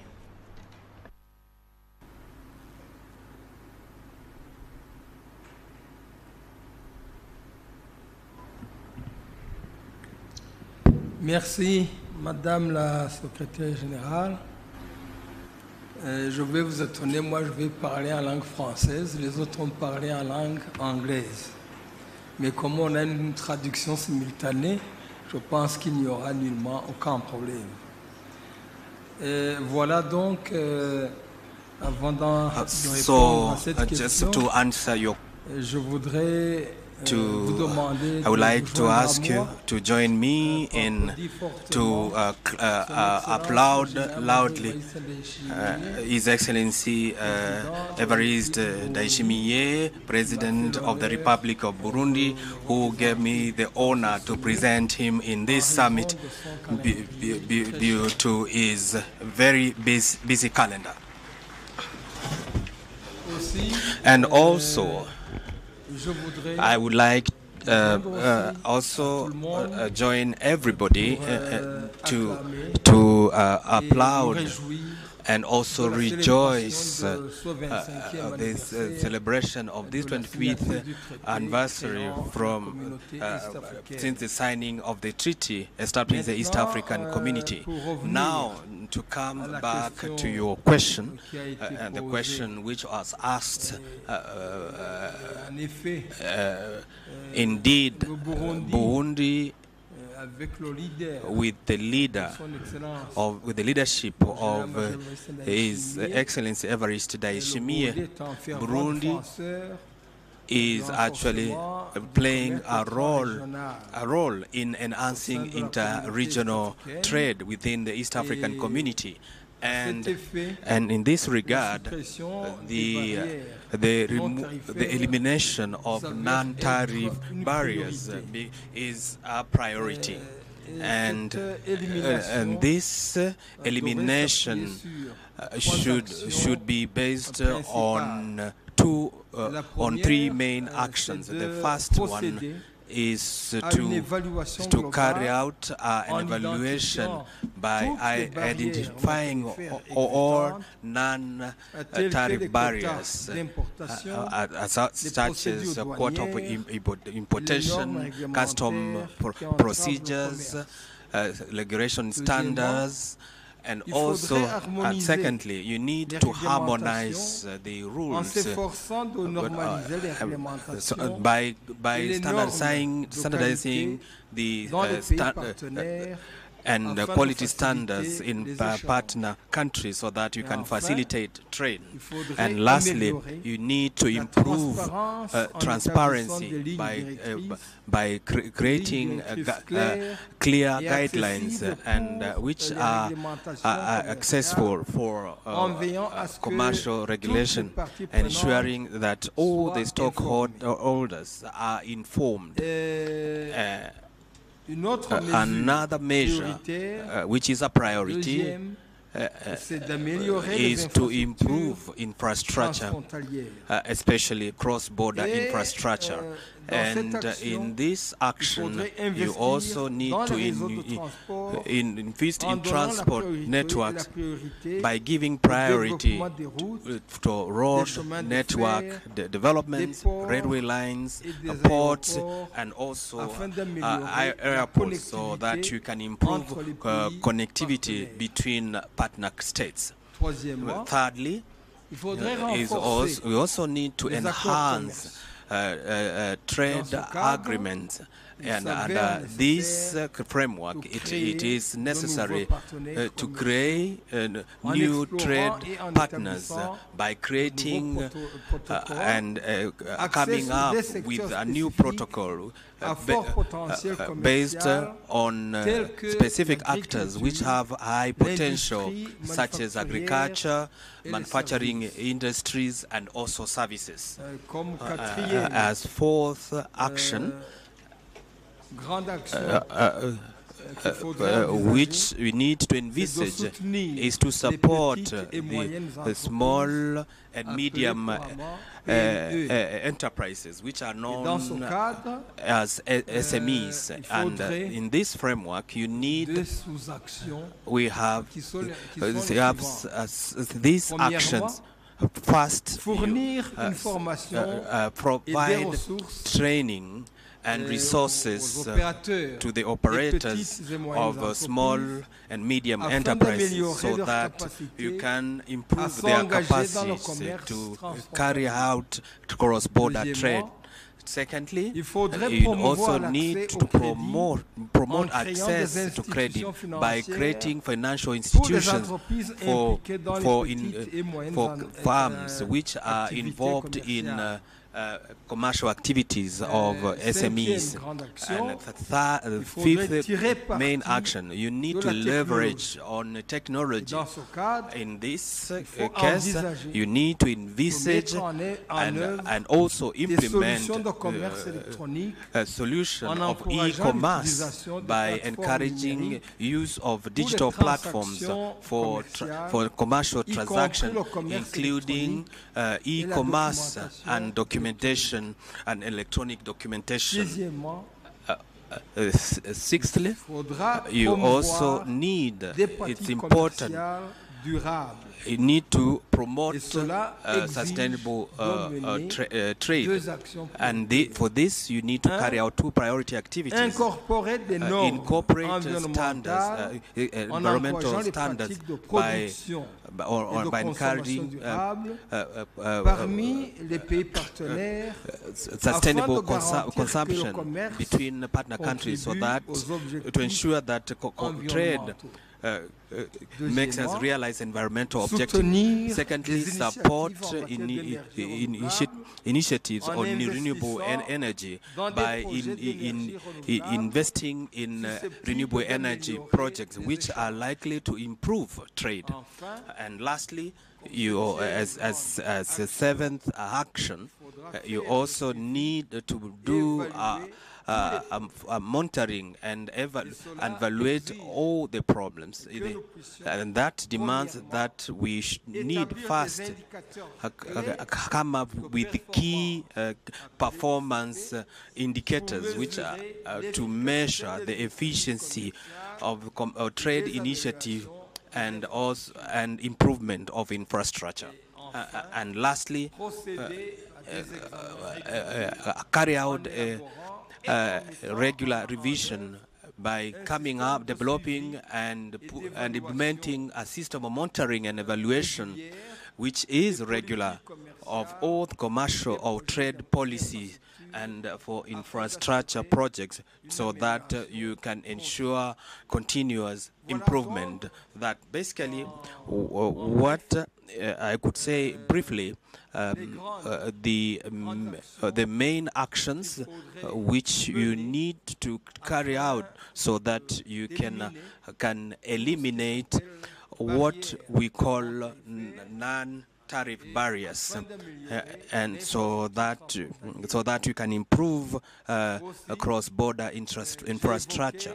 And also, I talked about specific measures which our East African community could be a priority, so that you can grow trade between partner states and also encourage sustainable development. Thank you very much for your kind attention. Thank you.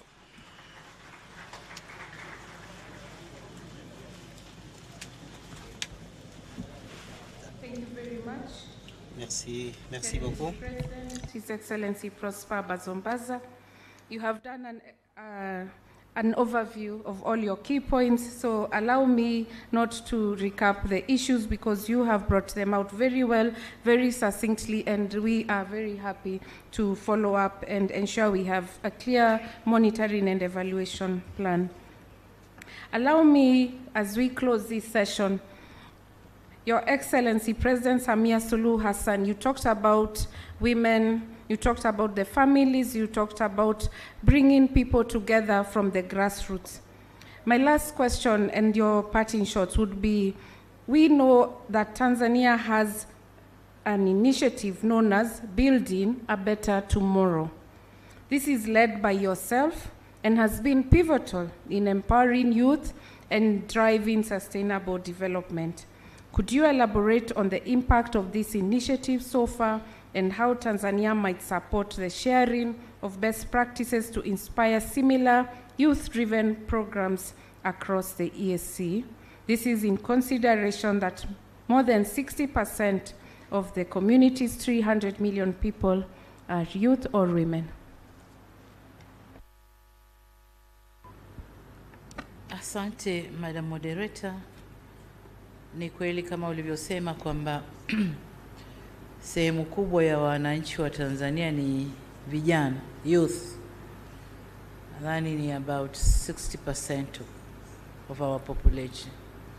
Sasa kilio kikubwa hapa cha vijana ni ukosefu wa kazi, kazi za kuajiriwa, lakini pia ukosefu wa nyenzo za wao kujiajiri wenyewe. Sasa jambo kubwa la uchumi ndani ya Tanzania ni kilimo, na kwa sisi Tanzania kilimo kimegawika sehemu 4. Ni kilimo cha mazao, kilimo cha kufuga, kilimo cha kuvua, uvuvi, lakini pia misitu, mazao ya misitu. Kwa hiyo tumekuja na mpango wa BBT ambao wenyewe umetokana na mpango mkubwa tunaoita Agenda 1030. Na Agenda 1030 maana yake ni nini? Maana yake ni kupandisha ukuaji, growth ya sekta ya kilimo to 10% kutoka tulionayo sasa hivi 4.6% to 10% ifikapo mwaka 2030. Sasa tunakuzaje kilimo pamoja na mipango mingine ya kisera, lakini tulisema tuwatumie vijana wetu na tukaja na huu mpango wa BBT. Sasa BBT malengo yake makubwa ni kuwarudisha vijana kwenye sekta ambazo zinatoa ajira. Na kama tulivyosema, sekta za ajira ni kilimo, uvuvi, ufugaji, lakini pia shughuli za misitu. Na hizi vijana hawajazikumbatia sana, sababu wanaona kama ni shughuli sio kwa ajili yao, ni kwa ajili ya watu wazee au watu wa zamani. Kwa tulichofanya, tumeanza kutengeneza awareness kwa vijana, wajue kwamba kilimo ndio maisha. Na huko nyuma tulikuwa tuna slogan nyingi tu za kilimo. Kilimo ndio uti wa mgongo, kilimo ni uhai, nyingi tu. Kwa hiyo tumesema zote zile tuziweke, tuwafahamishe vijana wetu na wazielewe.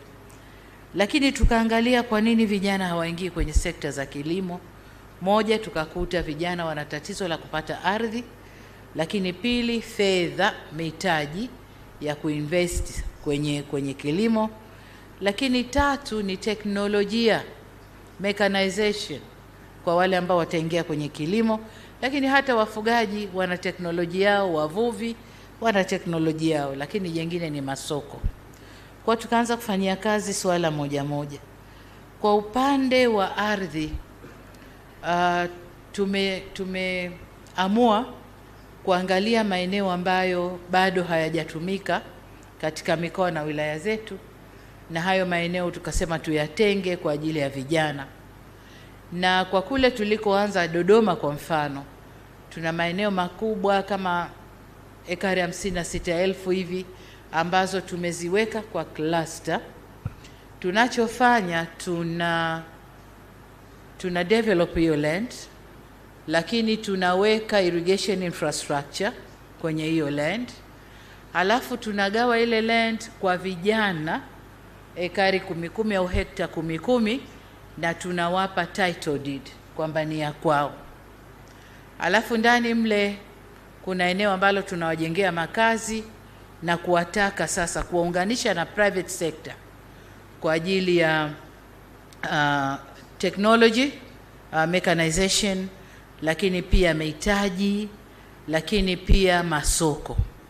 Sasa kwa upande wa ardhi tumefanya hivyo, tumetengeneza ardhi, tumeweka irrigation schemes, lakini pia kwa vijana ambao wana land zao na wako kwenye sekta, wanalima wenyewe na wenyewe tunawa accommodate. Tunakwenda kuwachimbia wells na kuwekea system za irrigation, lakini tunawa impart pia kwenye schemes nyingine kama ifuatavyo. Lakini kwa upande wa fedha, tumewaunganisha vijana na mabenki, tumewaunganisha na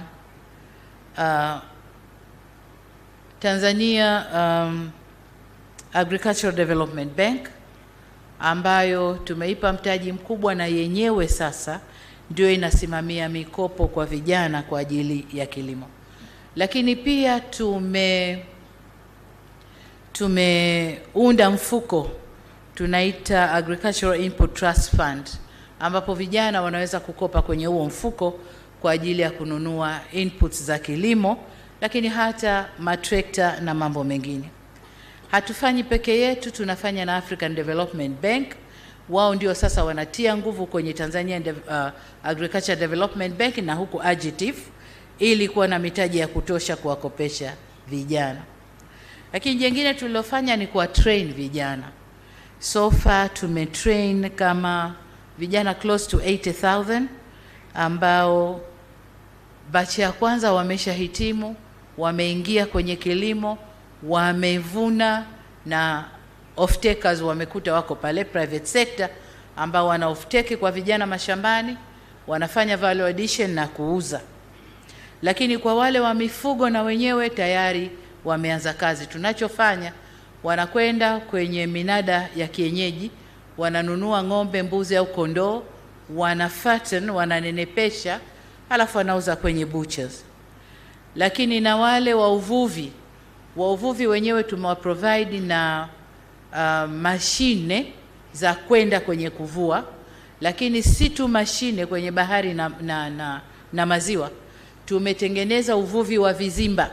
Wamefundishwa jinsi ya kufanya uvuvi wa vizimba na wenyewe wameingia. Nataka niseme kwamba hawa wa uvuvi soko lao kubwa ni Asia. Na wanachofanya ni nini? Sio samaki tu wa kawaida. Wanafanya majongoo ya pwani, sijui yanaitwaje, yanaliwa zaidi China kule. Lakini wanafuga pia lobsters, wanafuga yale mambo ambayo yana pesa nyingi ukisafirisha. Kwa mfano, ukichukua crab wa kilo 1, akimuuza hapa ndani anamuuza 10,000, lakini akimsafirisha anamsafirisha kwa 25,000 shillings. Kwa hiyo hawa vijana wamevutika na hiyo business na wanaendelea vizuri. Kwa hiyo tumesaidiana na Feed the Future project ya USA. Wametusaidia pesa nyingi ya kutrain vijana wote hao tunaowasema, na bado tunaendelea nao kwenye training, na wanaotoka wanakwenda kujoin wenzao nje katika maeneo hayo. Lakini mbali ya uvuvi na kufuga, kuna vijana ambao wameingia kwenye ufugaji wa asali. Wako kwenye misitu, wameweka mizinga, wanavuna asali, wana process, na asali ya Tanzania inauzwa nje. Zamani Ruto alikuwa anakuja na lori zake kuchukua asali ya Tanzania, afu anakwenda kuiprocess, anasema asali ya Kenya. Lakini sio vibaya, wote East Africa, si ndio? Kwa hiyo sasa vijana wetu wana process wenyewe na wanauza asali ya Tanzania. Kwa hiyo ni kwa upande wa training lakini jingine tumefanyaje? Tumeamua kuweka mechanization centers kule waliko vijana kwenye district. Tunaweka mechanization centers ambao tractors, harvesters, plows na mambo mengine yote watayakuta pale, na wataweza kukodi kwa bei nafuu kuliko kurely na private sector ambao wanawapa double the price. Serikali imewashushia price, tumewasogezea kule karibu, lakini pia tumeongea na private sector, wameanza kuinstall assembling plants za tractors hapa. Kwa tayari kuna moja wamesha weka plant tayari, wameanza assembling, na wengine wanakuja ili kurahisisha upatikanaji wa hivyo vifaa. Jambo jingine tunalofanya ni dams construction. Tunajenga dams nyingi maeneo mbalimbali ambako vijana hawako kwenye cluster farming lakini wako scattered. Tunawajengea dams kwa ajili ya irrigation. Misimu ikiwa mibaya, mvua hakuna, waweze kutumia na waweze kuvuna. Sasa jingine tulichochukua hatua kama serikali ni subsidies kwenye fertilizer na inputs. Mwaka juzi na mwaka jana tumeanza kutoa subsidies kwenye fertilizers, na sio tu kwa BBT program lakini kwa wakulima wengine, na tumeona kabisa kwamba output imekuwa kiasi kikubwa.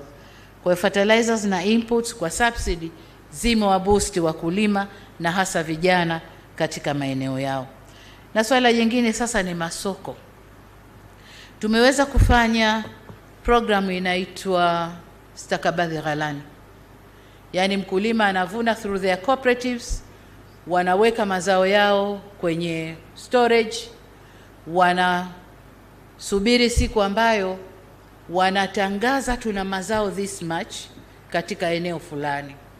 Kwa hiyo bidders wanakuja wanatoa price, sisi tutanua hivi, tutanua hivi, tutanua hivi.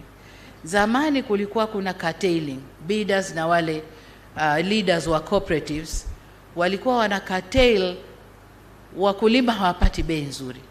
Lakini tukabadilisha format. Sasa hivi wakibid hamna kulaza.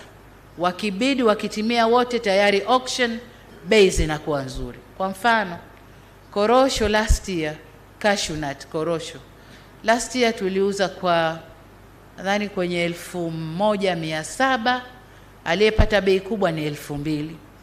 This year kwa kilo tumeuza 4,100. Kwa hiyo imepanda sana. Lakini kuna hizi wanaita nini, peas, mbaazi, pigeon peas. Last 2 years tulikuwa mkulima anauza shilingi 200 kwa kilo. Mwaka huu wameuza shilingi 3,000 kwa kilo. Vivyo hivyo mazao mengine. Kwa hiyo tumehakikisha tumetengeneza programu ambayo wakulima wanaona, watu wa cooperative heads wa cooperatives wanaona, bidders wanakuja kwenye screen, wanaangalia bei nzuri ya nani, huyo ndio anapewa, analipa. Kwa wakulima wamepata bei nzuri sana. Kwa hiyo kwa upande wa masoko na kwenyewe tumefanya vizuri. Lakini kama nilivyosema, sio serikali peke yake. Private sector nayo imeingia kwenye mpango kwa kiasi kikubwa. Kwa maana hiyo tumeweza kutengeneza ajira za vijana wengi Tanzania. Na kama mnavyofahamu tuna chuo cha kilimo university, SUA, Sokoine University of Agriculture. Wale wanaohitimu pale ndio wanakwenda kujoin sasa na wenzao kwenye zile clusters na kukuza kilimo. Kwa hiyo tumeanza, it's a program sasa hivi mwaka wa 2 na tunategemea inaweza ikakua na ikaenda vizuri. Kwa wale ambao watapenda kusoma kutoka kwetu, karibuni sana. Asante sana. Well, Excellency, thank you so much for that inspiring narration of the intentional efforts to securing the future through the BBT program for the youth. Our takeaways on this youth program are setting aside of unutilized land for youth, connecting with the private sector, skilling and tooling, resource mobilization, working with investors and collaborators, incentives and subsidies, mechanization and infrastructure development, sustainability, and market aggregation. Thank you so much for outlining those initiatives. We have come to the end, Excellencies, of this interactive session.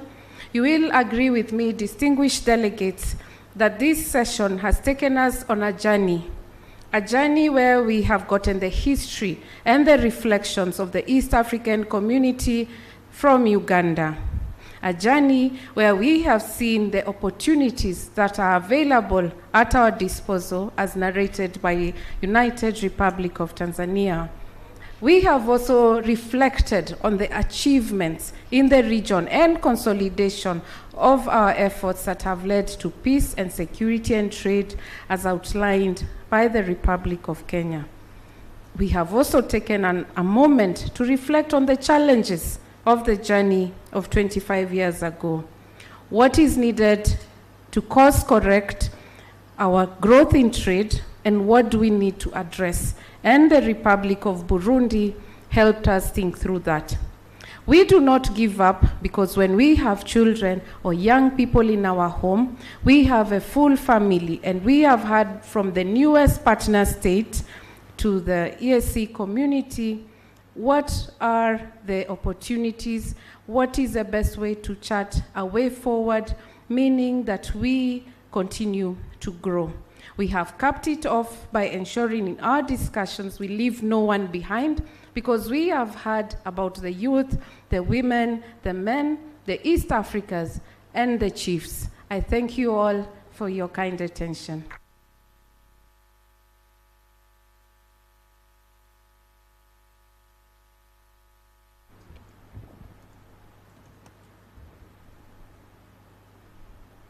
Excellencies, on behalf of the distinguished audience and citizens of East Africa that have joined us through the live streaming, we extend our heartfelt gratitude to Your Excellencies for addressing the audience today. Your inspiring words and leadership continue to guide and motivate us as we work towards our shared goals. Your Excellencies, please allow me to also recognize Honorable Secretary General for the moderation role. I now invite Honorable Deputy Secretary General Andrea Arik to deliver the formal vote of thanks.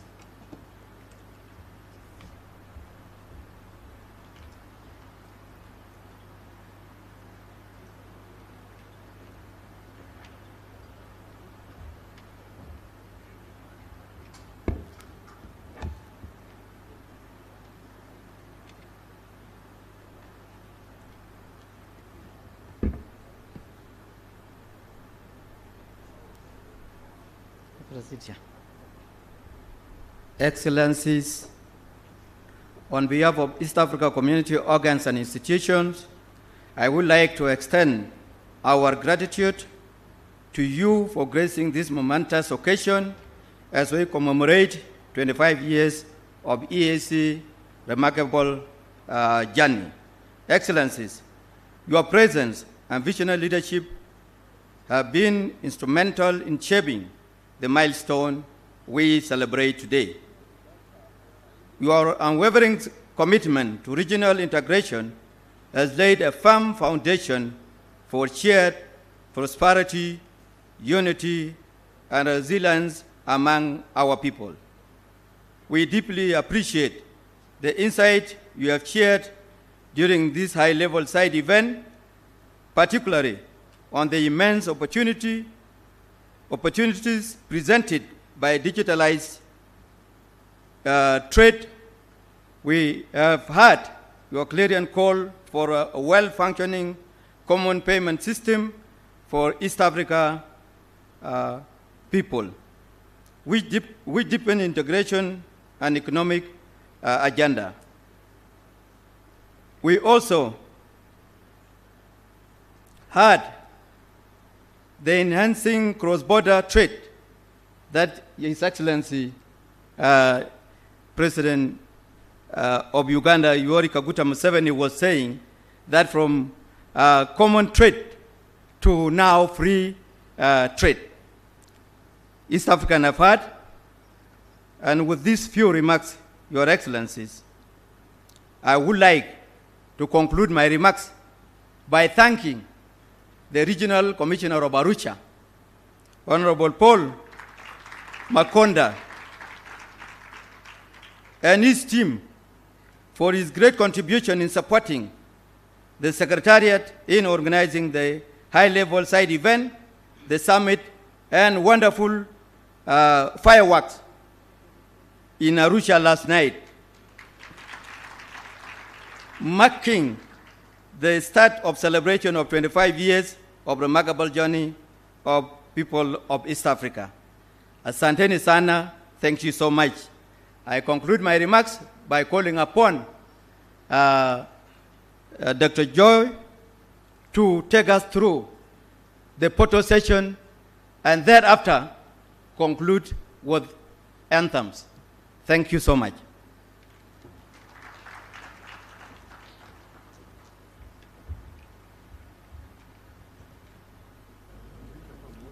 We will now proceed with the photo session, and I now invite Honorable Secretary General to lead the session with the Excellencies for the photos. Over to you, Honorable Secretary.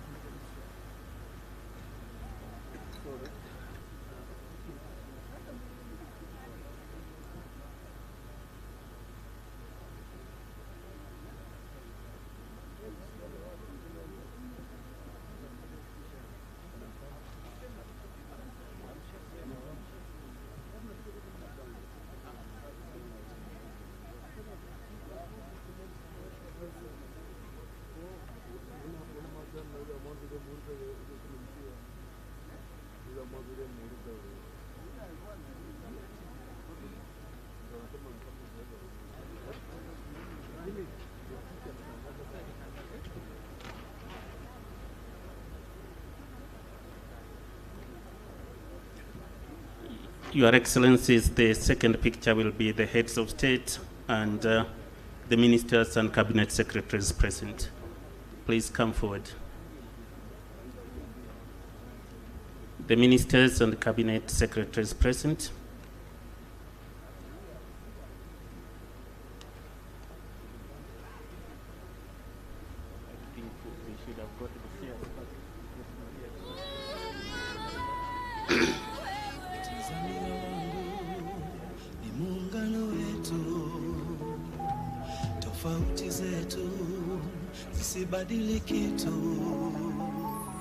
Tanzania wangu ni muungano wetu na tofauti zetu zisibadilike tu. Tulinde, tudumishe, tulinde Tanzania. Tulinde, tudumishe.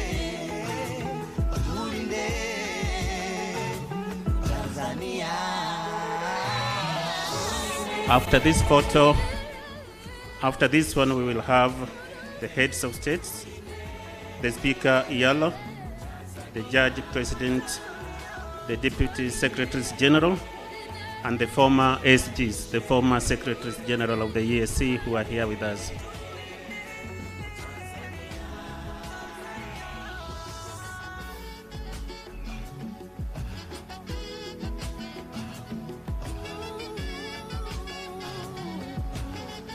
So we can have the Judge President coming forward, the Speaker, the Deputy Secretaries General, and the former Secretaries General.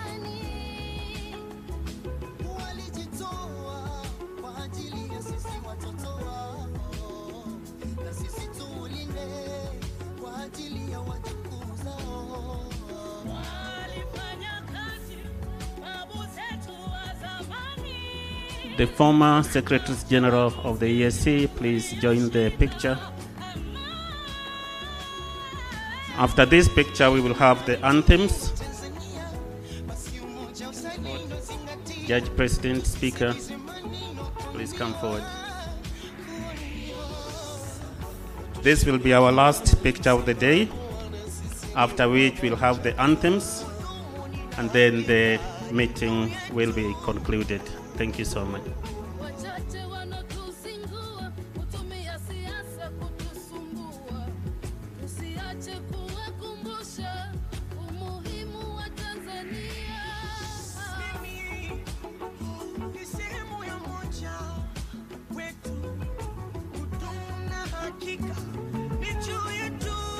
Thank you so much.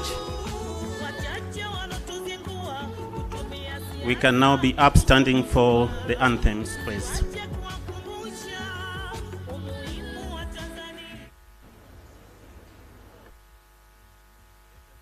Let us have the anthems, please.